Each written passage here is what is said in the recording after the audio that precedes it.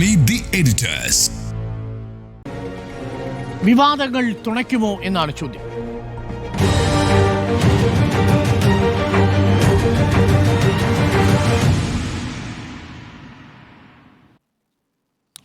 Jimmy, ഒരുപാട് വിവാദങ്ങൾ നമ്മൾ ചർച്ച ചെയ്തു. പക്ഷേ പല വിവാദങ്ങൾക്കും അല്പായുസ്സായിരുന്നു എന്നുള്ളതാണ് യാഥാർത്ഥ്യം. ഇപ്പോൾ നമ്മൾ തന്നെ ഓർമ്മിക്കുന്നില്ല 6 മാസം മുമ്പ് പ്രതിപക്ഷം ഉന്നയിച്ചൊരു ആരോപണം എന്താണ് എനിക്ക് ഓർമ്മിക്കാൻ കഴിയുന്നില്ല. പല ആരോപണങ്ങളും അവിടെ നിൽക്കും. CMRL എക്സാലോജിക്കായിരുന്നു കഴിഞ്ഞ 6 മാസം മുമ്പ് നമ്മൾ ചർച്ച ചെയ്ത വിഷയം. ഇപ്പോൾ നമ്മൾ ചർച്ച ചെയ്തുകൊണ്ടിരിക്കുന്നത് ഇന്നത്തെ പ്രധാന വിഷയം സ്വർണ്ണക്കടത്തുമായിട്ട് ബന്ധപ്പെട്ട് ശബരിമലയിൽ N വാസുവിനെ ചോദ്യം ചെയ്തതാണ്. പ്രതിപക്ഷം ഇന്ന് അതിദാരിദ്ര്യ വിമുക്ത പ്രഖ്യാപനത്തിനെതിരെ ശക്തമായിട്ട് ആഞ്ഞടിക്കുന്നു. കേരളം പറയും പിണറായി സർക്കാരിനോട് കടക്കൂ പുറത്ത് എന്നാണ് ഇന്ന് VD സതീശൻ പറഞ്ഞിരിക്കുന്നത്. പക്ഷേ അതെവിടെയാണ്? അതിദാരിദ്ര്യമുക്ത പ്രഖ്യാപനവുമായി ബന്ധപ്പെട്ടും വമ്പൻ പ്രഖ്യാപനങ്ങളുമായി ബന്ധപ്പെട്ടുമുള്ള വിമർശനമാണ് ഉയർത്തുന്നത്. ഈ വിവാദങ്ങൾ യഥാർത്ഥത്തിൽ പ്രതിപക്ഷത്തെ തുണയ്ക്കുമോ, അല്ലെങ്കിൽ ഈ വിവാദങ്ങൾ സർക്കാരിനെ തുണയ്ക്കുമോ, തുണയാകുമോ? വിവാദങ്ങൾ ഏതിൽ ആരെ തുണയ്ക്കും എന്നുള്ളതാണ് അടിസ്ഥാനപരമായ ചോദ്യം. നമ്മൾ സംസാരിക്കുന്ന നിയമസഭാ തിരഞ്ഞെടുപ്പല്ല, ലോക്സഭാ തിരഞ്ഞെടുപ്പല്ല, തദ്ദേശമാണ്. കേരളത്തിലെ തദ്ദേശ തിരഞ്ഞെടുപ്പുകളുടെ ചരിത്രം പറഞ്ഞുകൊണ്ട് വേണം ഇതിലേക്ക് വരാൻ. പക്ഷേ അതിനു മുമ്പ് വിവാദങ്ങൾ ഇഷ്ടം പോലെയുണ്ട്. ഇപ്പോൾ എക്സാലോജിക്കൽ സാധനങ്ങൾ അവസാനിച്ചിട്ടില്ല. ഇപ്പോൾ കഴിഞ്ഞ ആഴ്ച വാർത്തയുണ്ട്, എക്സാലോജിക്കൽ കേന്ദ്രത്തിൻ്റെ ആളുകൾ പെട്ടെന്ന് കോടതിയിൽ വരുന്നില്ല. എന്തുകൊണ്ടോ അവർ വരുന്നില്ല? ശബരിമലയിലെ സ്വർണ്ണ വിവാദത്തിൽ കോടതി ഏറ്റവും അവസാനം പറഞ്ഞത് ഇപ്പോഴത്തെ ദേവസ്വം ബോർഡിനും ഇതിൽ പങ്കുണ്ടെന്നാണ്. അതേസമയം മുമ്പുണ്ടായിരുന്ന പല വിവാദങ്ങളിലും ഒന്നും തെളിയിക്കപ്പെട്ടിട്ടില്ല എന്ന് വേണമെങ്കിൽ തിരിച്ചു പറയാം. അപ്പോഴാണ് അതിദാരിദ്ര്യ പ്രഖ്യാപനം വരുന്നത്. അതിദാരിദ്ര്യ പ്രഖ്യാപനത്തിലൂടെ സംസ്ഥാന സർക്കാർ കേരളത്തിൽ ആദ്യമായി, ഇന്ത്യയിൽ ആദ്യമായ ഒരു സംസ്ഥാനം, ഒരുപക്ഷെ ലോകത്ത് തന്നെ ഇങ്ങനെ ഒരു പരിപാടി ഉണ്ടായിട്ടില്ല എന്ന് പറയുന്നു. അപ്പോൾ തിരിച്ച് ഈ തിരഞ്ഞെടുപ്പ് കാലത്ത് ഇവിടെയൊക്കെ അതിദാരിദ്ര്യം ഉണ്ടെന്ന് പറഞ്ഞ് ആളുകളെ കൊണ്ടുവന്ന് വേണമെങ്കിൽ പ്രതിപക്ഷത്തിന് ഇതിൻ്റെ മുനയൊടിക്കുകയും ചെയ്യാം. സ്വർണ്ണക്കള്ള വിഭാഗത്തിൽ നമുക്കറിയാമല്ലോ, അത് സർക്കാരിനെതിരെ ആഞ്ഞടിക്കാനുള്ള വടി തന്നെയാണ്. പിന്നെ PMCയുടെ കാര്യത്തിലാണെങ്കിൽ തൊട്ട് മുമ്പ് ഷാഫി ചാലിൽ നമ്മുടെ പരിപാടിയിൽ പറഞ്ഞതുപോലെ മോദിയുടെ പടം വെക്കുകയാണ്. നാണമില്ലല്ലോ, BJPയുടെ കൂടെ അല്ലേ നിങ്ങൾ ചേരുന്നത്? അല്ല, ഷാഫി ചാലിയിൽ പറഞ്ഞതാണ് മോദിയുടെ പടം അല്ല, പ്രചരണമാണ് ഞാൻ പറഞ്ഞത്. പേരെന്തായാലും വേണം, PM ശ്രീ എന്ന് വേണം. മോദിയുടെ പടം വെക്കില്ലേ? ഞാൻ പ്രതിപക്ഷത്തിന്റെ ആരോപണത്തെ കുറിച്ചാണ് പറഞ്ഞത്. അങ്ങോട്ടും ഇങ്ങോട്ടും അടി എന്നാണ് പറഞ്ഞത്. ഞാൻ എൻഡോസ് ചെയ്തില്ല. അങ്ങോട്ടും ഇങ്ങോട്ടും അടി എന്നുള്ളതാണ് ഞാൻ ഉദ്ദേശിച്ചത്. അതിനുശേഷം എങ്ങനെയാണ് കേന്ദ്രത്തിന് വേണ്ടി ഇങ്ങനെ ഒരു കാര്യം ചെയ്ത് ഒപ്പിട്ട് തെറ്റായി പോയെന്ന് CPM സംസ്ഥാന സെക്രട്ടറി തന്നെ പറയുന്നു. ഇങ്ങനെ ഞാൻ പറഞ്ഞു വന്നത് വിവാദങ്ങൾ ഇഷ്ടം പോലെയുണ്ട്, ഏത് കാലത്തെയും എന്ന പോലെ. കുറച്ച് കാലം മുമ്പ് UDF ഭരിക്കുമ്പോൾ എന്തായിരുന്നു? 2015 ആകുമ്പോഴേക്കും ഉമ്മൻചാണ്ടി സർക്കാർ വിവാദങ്ങളിൽ ആടി ഉലയുകയാണ്. അന്ന് കേരളത്തെ ഞെട്ടിച്ച വിവാദം ബാർക്കോഴയായിരുന്നു. അതിനുശേഷം സോളാർ വന്നു. സോളാറിൽ നമ്മൾ കേട്ട കഥകൾ, അതിൻ്റെ പിന്നാലെ ഉണ്ടാക്കിയ പ്രകമ്പനങ്ങൾ അതിഭീകരമാണ്. എന്നിട്ട് 2015 തദ്ദേശ തിരഞ്ഞെടുപ്പ് വന്നപ്പോൾ എങ്ങനെയായിരുന്നു ഫലം? 2015 UDF ചരിത്രത്തിൽ ഏറ്റവും ഗംഭീരമായി തദ്ദേശത്തിൽ നില മെച്ചപ്പെടുത്തിയത്. 7 ജില്ലാ പഞ്ചായത്തുകൾ അവർ പിടിച്ചെടുത്തു. 7 BJP UDF ഒരു കാലത്തും ഇങ്ങനെ ഒരു സ്ഥിതി അവർ നേടിയിട്ടില്ല എന്നുള്ളതാണ് സത്യം. അതായത് 1991 ജില്ലാ പഞ്ചായത്ത് വരുന്നു, 1995 3 ടയർ പഞ്ചായത്ത് സിസ്റ്റം വരുന്നു. അന്നു മുതൽ ഇടതുമുന്നണിയുടെ തേരോട്ടമാണ്. കോൺഗ്രസ് നില മെച്ചപ്പെടുത്തിയ ഒരൊറ്റ സ്ഥലം 2015 അന്ന് ഉമ്മൻചാണ്ടി സർക്കാർ ആരോപണങ്ങളുടെ ശയ്യയിൽ കിടക്കുന്ന സമയത്താണ്. ചുരുക്കത്തിൽ ഞാൻ പറയാൻ വരുന്നതാണ്, തദ്ദേശ തിരഞ്ഞെടുപ്പിൽ നിങ്ങൾ ഈ പറയുന്ന ഒരു വിവാദവും താഴെത്തട്ടിൽ വോട്ടായി മാറാൻ പോകുന്നില്ല. അങ്ങനെയല്ല തദ്ദേശ തിരഞ്ഞെടുപ്പുകൾ നേടുക. ഇപ്പോൾ തിരുവനന്തപുരം തന്നെ എടുക്കൂ. തിരുവനന്തപുരത്ത് ലോക്സഭാ തിരഞ്ഞെടുപ്പ് വരുമ്പോൾ CPM ചിത്രത്തിലില്ല. 102 ലോക്സഭാ വാർഡുകളിൽ CPM ചിത്രത്തിലേ ഇല്ല. അത് കഴിഞ്ഞ് തദ്ദേശം വരുമ്പോൾ കോൺഗ്രസ് ചിത്രത്തിലേ ഇല്ല. നിയമസഭ വരുന്നു, BJP ഉണ്ട്, പക്ഷേ ഫൈറ്റ് കോൺഗ്രസും CPMും തമ്മിലാണ്. കേരളത്തിൻ്റെ പ്രത്യേക രാഷ്ട്രീയ സാഹചര്യത്തിൽ ഓരോ തെരഞ്ഞെടുപ്പും ഓരോ രീതിയിലാണ് പ്രതിഫലിക്കുക.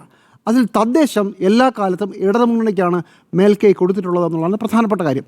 അതേസമയം 2015 എന്താ സംഭവിച്ചത്? 2015 ഒരൊറ്റ വ്യത്യാസമേ ഉള്ളൂ. ആദ്യമായിട്ടാണ് സ്ത്രീകൾക്ക് 50% സീറ്റ് എന്ന സംവരണം ഒരു സംവിധാനം വരുന്നത്. അത് ഫലപ്രദമായി ഉപയോഗിക്കാൻ CPMന് കരുതുമെന്നാണ് കരുതിയത്. പക്ഷേ ആദ്യ തെരഞ്ഞെടുപ്പിൽ കോൺഗ്രസ് ആണ് ഒരുപാട് മേൽക്കൈ ഉണ്ടാക്കിയെന്നാണ് അന്ന് പല വിശകലനങ്ങളും വന്നു. അതിന് കണക്കുകളുമുണ്ട്. അപ്പോൾ ചുരുക്കത്തിൽ ഇത്രയേ ഉള്ളൂ. തദ്ദേശ തലത്തിൽ ലോക്കൽ ലെവലിലുള്ള ഗ്രാസ് റൂട്ട് ലെവലിലുള്ള ഇഷ്യൂസ് മാത്രമാണ്. ഒരുപക്ഷെ നമ്മൾ ഇനിയുള്ള ദിവസങ്ങളിൽ ഇത് ചർച്ച ചെയ്തുകൊണ്ടേ ഇരിക്കുമായിരിക്കും. പക്ഷേ കേരളത്തിലെ പഞ്ചായത്ത്, മുനിസിപ്പാലിറ്റി, കോർപ്പറേഷൻ, ജില്ലാ പഞ്ചായത്ത്, ബ്ലോക്ക് പഞ്ചായത്ത് തെരഞ്ഞെടുപ്പുകളിൽ ഒരു കാരണവശാലും ഈ വിവാദങ്ങളൊന്നും നിഴലിക്കാൻ പോകുന്നില്ല. അത് താഴെത്തട്ടിലുള്ള വേറെ ഒരുപാട് പ്രശ്നങ്ങളിലാണ് നിൽക്കുക. അതുമാത്രമല്ല, അതിൻ്റെ കൂടെ താഴെത്തട്ടിൽ ജനങ്ങളുമായി അടുത്ത് നിൽക്കുന്ന നല്ല സ്ഥാനാർത്ഥികളെ കളത്തിലിറക്കാൻ പറ്റുന്നവർ ജയിക്കുകയും ചെയ്യും. അതാണ് കേരളത്തിൻ്റെ ചരിത്രം.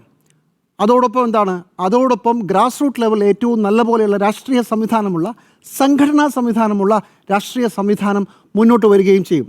എന്തുകൊണ്ടാണ് ഇടതുമുന്നണി 1995 മുതൽ ജയിക്കുന്നതെന്ന് ചോദിച്ചാൽ, ഇടതുമുന്നണിക്കാണ് ഈ പറഞ്ഞ കാര്യങ്ങളിലെല്ലാം മേൽക്കൈ. എന്ന് മാത്രമല്ല, ഒരു കാര്യം കൂടി നടക്കുന്നു. 1995 മുതൽ നമ്മൾ 2021 എത്തുമ്പോൾ ഗ്രാസ് റൂട്ട് ലെവലിലെ കോൺഗ്രസിൻ്റെ സംഘടനാ സംവിധാനം ദ്രവിച്ച് പോവുകയും അവിടേക്ക് BJP അടിച്ചടിച്ച് കയറുകയുമാണ് ചെയ്യുന്നത്. അത് നമുക്ക് തൃശ്ശൂർ അറിയാം, തിരുവനന്തപുരത്ത് അറിയാം. ഞാൻ പറയുന്നത് പൊതുവെ രാഷ്ട്രീയ ചിത്രമാണ്. തിരുവനന്തപുരത്തൊക്കെ കോൺഗ്രസിൻ്റെ അടിവേര് തന്നെ ഇളകിപ്പോയൊരു സാഹചര്യമുണ്ടായി. ഇത് ഏറ്റവും കൂടുതൽ പ്രതിഫലിക്കുക തദ്ദേശ തിരഞ്ഞെടുപ്പിലാണ്. ഒരുപക്ഷെ രാഷ്ട്രീയ സംവിധാനമൊന്നും അങ്ങനെ കാര്യമായിട്ടില്ലെങ്കിൽ പോലും നിങ്ങൾക്ക് പാർലമെൻറ്റ് തിരഞ്ഞെടുപ്പിലും നിയമസഭയിലേക്കുള്ള തിരഞ്ഞെടുപ്പിലും ചിലപ്പോൾ നിങ്ങൾക്ക് വേരോട്ടം ഉണ്ടാക്കാം. അതൊരു വേവാണ്. ഒരു പക്ഷേ സർക്കാർ വിരുദ്ധ വികാരം, അല്ലെങ്കിൽ സർക്കാർ അനുകൂല വികാരം, അല്ലെങ്കിൽ രാഷ്ട്രീയ വിവാദങ്ങളുടെ പേരിലുള്ള വോട്ട്, ഇതെല്ലാമാണ്. പല സാഹചര്യങ്ങളുണ്ട്. ഇപ്പോൾ മുസ്ലിം സമുദായവും ക്രിസ്ത്യൻ സമുദായവും ഈ അടുത്ത കാലം വരെ എൻ ബ്ലോക്കായി BJPയെ തോൽപ്പിക്കാനായി കോൺഗ്രസിന് വോട്ട് ചെയ്യുന്നൊരു സാഹചര്യം ഉണ്ടായിരുന്നു. പണ്ട് കോൺഗ്രസോ BJPയോ ആരും ജയിക്കാം എന്ന ഒരു സാഹചര്യത്തിൽ, അല്ലെങ്കിൽ കോൺഗ്രസ് താഴെ പോകുന്നൊരു സാഹചര്യത്തിൽ ഇടതുമുന്നണിയുടെ ഭാഗത്തേക്ക് തിരിഞ്ഞ ഒരു കാലവും ഉണ്ടായിരുന്നു പണ്ട്. ഇതാണ് ചരിത്രം. അപ്പോൾ ജനങ്ങൾ വിചാരിക്കുന്നത് പ്രാദേശിക തലത്തിൽ അവരുടെ കൗൺസിലർ ആരാണ് എന്നുള്ളതാണ് തിരഞ്ഞെടുക്കാൻ പോകുന്നത്, അവരുടെ വാർഡ് മെമ്പർ ആരാണെന്നുള്ളതാണ് തിരഞ്ഞെടുക്കാൻ പോകുന്നത്, ബ്ലോക്ക് പഞ്ചായത്ത് പ്രതിനിധി ആരാണെന്നുള്ളതാണ് തീരുമാനിക്കാൻ പോകുന്നത്. അവിടെ പ്രാദേശികമായ ഒരുപാട് പരിഗണനകളും രാഷ്ട്രീയ പാർട്ടികളുടെ അടിത്തട്ടിലുള്ള പ്രവർത്തനവുമാണ്. അവിടെ ഇടതുമുന്നണിക്കാണ് മേൽക്കൈ. ആ മേൽക്കൈ ഇത്തവണയും ഉണ്ടാകും. പിന്നെ ഒരു പ്രധാനപ്പെട്ട കാര്യം, ഇത്തവണ കോൺഗ്രസ് 2 തവണ അധികാരത്തിന് പുറത്തിരുന്നത് കൊണ്ട് അതിഭയങ്കരമായ ഒരു പോരാട്ടം കൊടുക്കാൻ തയ്യാറായി തന്നെയാണ് നിൽക്കുന്നത്. നമ്മളിപ്പോൾ കണ്ടു, തിരുവനന്തപുരത്ത് കഴിഞ്ഞ ദിവസം എല്ലാവരും ഞെട്ടിച്ചുകൊണ്ട് ആദ്യമായി അവർ സ്ഥാനാർത്ഥികളെ പ്രഖ്യാപിക്കുന്നു, മേയറെ പ്രഖ്യാപിക്കുന്നു.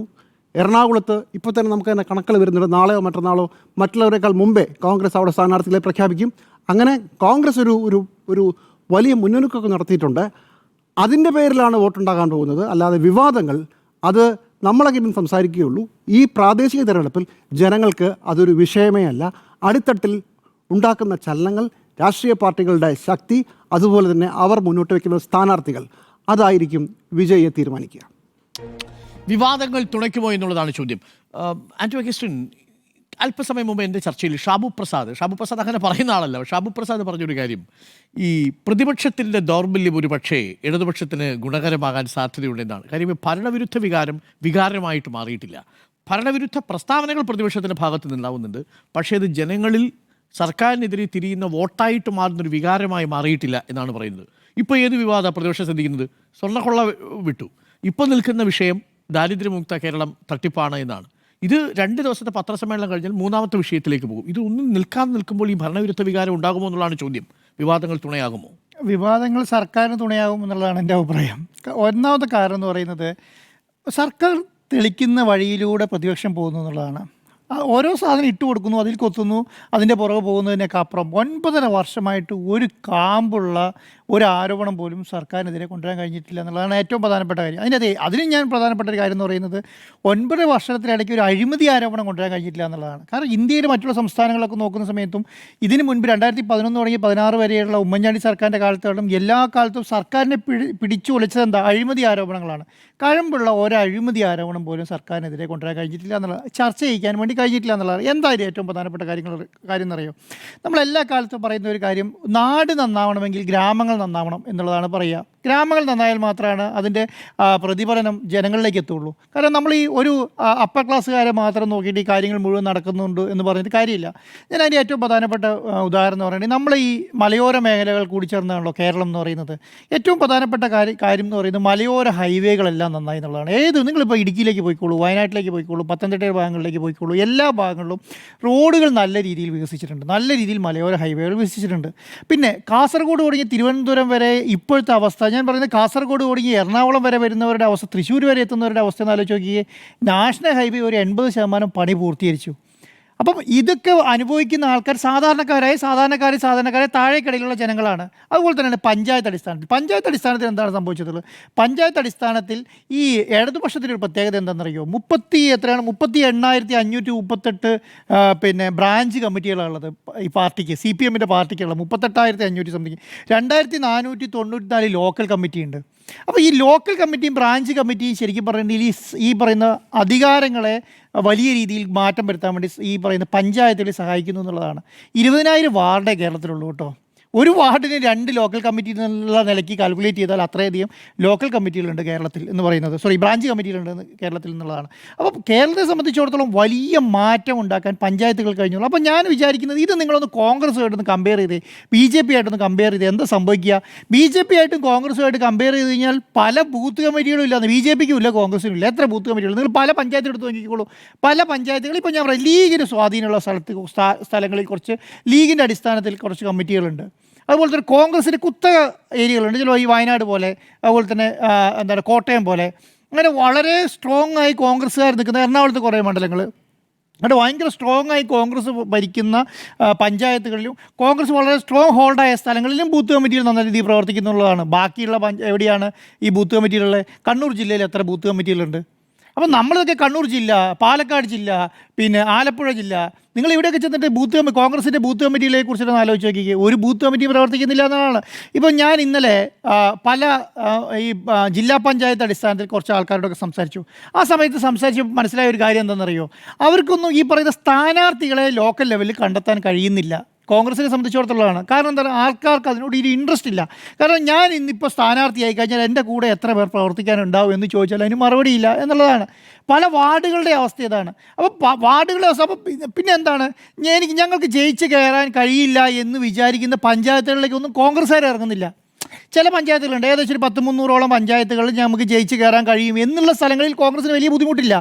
ജയിക്കാൻ കഴിയില്ല എന്നുള്ള നിലയിലുള്ള പഞ്ചായത്തുകളിൽ പ്രവർത്തിക്കാൻ വേണ്ടി കോൺഗ്രസിന് ആളെ കിട്ടുന്നില്ല, കോൺഗ്രസ് പ്രവർത്തനത്തിന് ഇറങ്ങുന്നില്ല എന്നുള്ളതാണ്. അപ്പോൾ അതിന് ബാക്കി 700 പഞ്ചായത്തിൽ അല്ലല്ല, ഞാൻ പറയാം അങ്ങനെയല്ല. നിങ്ങൾ കഴിഞ്ഞ വർഷം പറഞ്ഞത് 551 പിന്നെ 514 പഞ്ചായത്ത് 2014 കിട്ടിയത്. 321 പഞ്ചായത്തെ ആളെ കോൺഗ്രസിന് കയ്യിലുള്ളൂ. മനസ്സിലായോ? ഈ ജയിക്കുന്ന 321 പഞ്ചായത്ത്, ഞാൻ ആവറേജിന് 300-350 കൂട്ടിക്കോളൂ നിങ്ങൾ. ഈ 300-350 പഞ്ചായത്ത് ചിലപ്പോൾ കോൺഗ്രസ് വേണ്ടി പ്രവർത്തിക്കാൻ ആളെ കിട്ടുന്നുണ്ട്. ബാക്കിയുള്ള പഞ്ചായത്തുകളിൽ 2015 അവസ്ഥയല്ല കേട്ടോ, 2025 2015 ഇവരുടെ അധികാരമുണ്ട്, അവരുടെ അടുത്ത് പണമുണ്ട്, അവർക്ക് സ്വാധീനമുണ്ട്, സംവിധാനമുണ്ട്. കോൺഗ്രസ് സംബന്ധിച്ചാൽ എന്താ അറിയോ? കഴിഞ്ഞ 10 വർഷമായിട്ട് കോൺഗ്രസിൻ്റെ കയ്യിൽ അധികാരമില്ല. അവർക്ക് പിരിവിടുന്നു. ഞാൻ പറയുന്നതാണ്, പല വീടുകളിലും ഈ പറഞ്ഞ ഒരു 1.5 മാസം മുന്നേ KPCC പിരിവിനിറങ്ങിയല്ലോ. പല വീടുകളിൽ ചെല്ലുമ്പോൾ 5 രൂപയും 10 രൂപയും കൊടുക്കുന്ന സംവിധാനം ഉണ്ടായിരുന്നത്. കാരണം എന്തിനാണെന്ന് ചോദിക്കുന്ന അവസ്ഥയിലേക്കാണ് ഉള്ളത്. പല ജില്ലാ DCCകൾക്കും പിരിവെടുക്കാൻ കഴിഞ്ഞിട്ടില്ല ഈ സമയം വരെ, ഒരു ഫണ്ട് സമാഹരിക്കാൻ കഴിഞ്ഞിട്ടില്ല. അപ്പോൾ അതിൻ്റെയൊക്കെ അർത്ഥം എന്ന് പറയുന്നത് ഈ ലോക്കൽ ലെവലിലേക്ക് ഇറങ്ങി ചെല്ലാൻ കഴിയാത്തതുകൊണ്ടാണ്. അങ്ങനെയാണ്, നിങ്ങൾ അന്വേഷിച്ചോളൂ. അപ്പോൾ 514 പഞ്ചായത്തുകളിൽ 514 പഞ്ചായത്തിൽ കഴിഞ്ഞ പ്രാവശ്യം അധികാരം 321 സീറ്റിൽ ജയിച്ച UDFന് കഴിഞ്ഞ 320 പഞ്ചായത്തുകൾ 320 പഞ്ചായത്തുകൾ. ഞാൻ പറയുന്നത് സാറേ, നിങ്ങൾ പറയുന്ന പോലെയല്ല, കോൺഗ്രസ് CPM-നെ പോലെയല്ല. CPM എപ്പോഴും പുതുക്കിക്കൊണ്ടിരിക്കും. അവർ ബൂത്ത് കമ്മിറ്റികളെ, ബ്രാഞ്ച് കമ്മിറ്റി, എവരും 3 വർഷം കൂടുമ്പോൾ ബ്രാഞ്ച് കമ്മിറ്റികൾ മാറി വരുന്നു, പിന്നെ ലോക്കൽ കമ്മിറ്റി മാറുന്നു. ഈ സണ്ണി ജോസഫ് പറയുന്നത് അവർ ആദ്യം ചെയ്തത് ബൂത്ത് തലത്തിലുള്ള അല്ല, അതൊക്കെ സാറേ ഞാൻ അതിലേക്ക് പറഞ്ഞു വരുന്നത്. എന്തുകൊണ്ടാണ് സംഭവിക്കുന്നതെന്നറിയോ? ഇവർ ഇതിനൊരു മറുവഴി കണ്ടെത്തിയിട്ടുണ്ട്. ആ മറുവഴി എന്താണെന്നറിയോ? മറുവഴി 6 മാസം മുന്നേ ഇവർക്ക് മനസ്സിലായി, എന്ത് ബൂത്ത് തലങ്ങളിലേക്ക് ഇറങ്ങാൻ കഴിയില്ല, പഞ്ചായത്ത് തലങ്ങളിലേക്ക് ഇറങ്ങാൻ കഴിയില്ല. അപ്പോൾ അവരൊരു കാര്യം പ്രധാനമായി കണ്ടെത്തി. ആ കണ്ടെത്തിയ കാര്യമാണ് ഇപ്പോൾ നടപ്പിലാക്കിക്കൊണ്ടിരിക്കുന്നത്. എന്താ അറിയോ? 6 കോർപ്പറേഷനുകളെ വലിയ നേതാക്കന്മാരെ ഏൽപ്പിച്ചു.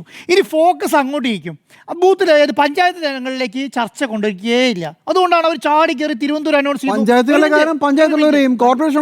അല്ല, പറയട്ടെ ഞാൻ പറഞ്ഞത്, ഇതിൻ്റെ ഈ ഡൈവേർഷനാണ് ഞാൻ പറഞ്ഞത്. കോൺഗ്രസ് കണ്ടെത്തിയ ബുദ്ധിയാണത്. ആ ബുദ്ധിയുടെ ഭാഗമായിട്ടാണ് തിരുവനന്തപുരം പെട്ടെന്ന് അനൗൺസ് ചെയ്യുന്നു. അതിൽ ഏറ്റവും പ്രധാനപ്പെട്ട ഒരാളെ കൊണ്ട് ഫോക്കസ് ചെയ്യും. ഏത്? ശബരിനാഥനെ പോലെ. കൊച്ചിയിൽ നോക്കിക്കോളൂ, അവർ അനൗൺസ് ചെയ്യും, പ്രധാനപ്പെട്ട ഒരാളെ ഫോക്കസ് ചെയ്യും. രമേശ് ചെന്നിത്തല പോലെ ഒരു പ്രധാനപ്പെട്ട പ്രതിപക്ഷ നേതാവായിരുന്ന ആഭ്യന്തരമന്ത്രിയായിരുന്ന ഒരാൾക്ക് കോഴിക്കോട് കൊടുക്കുന്നു.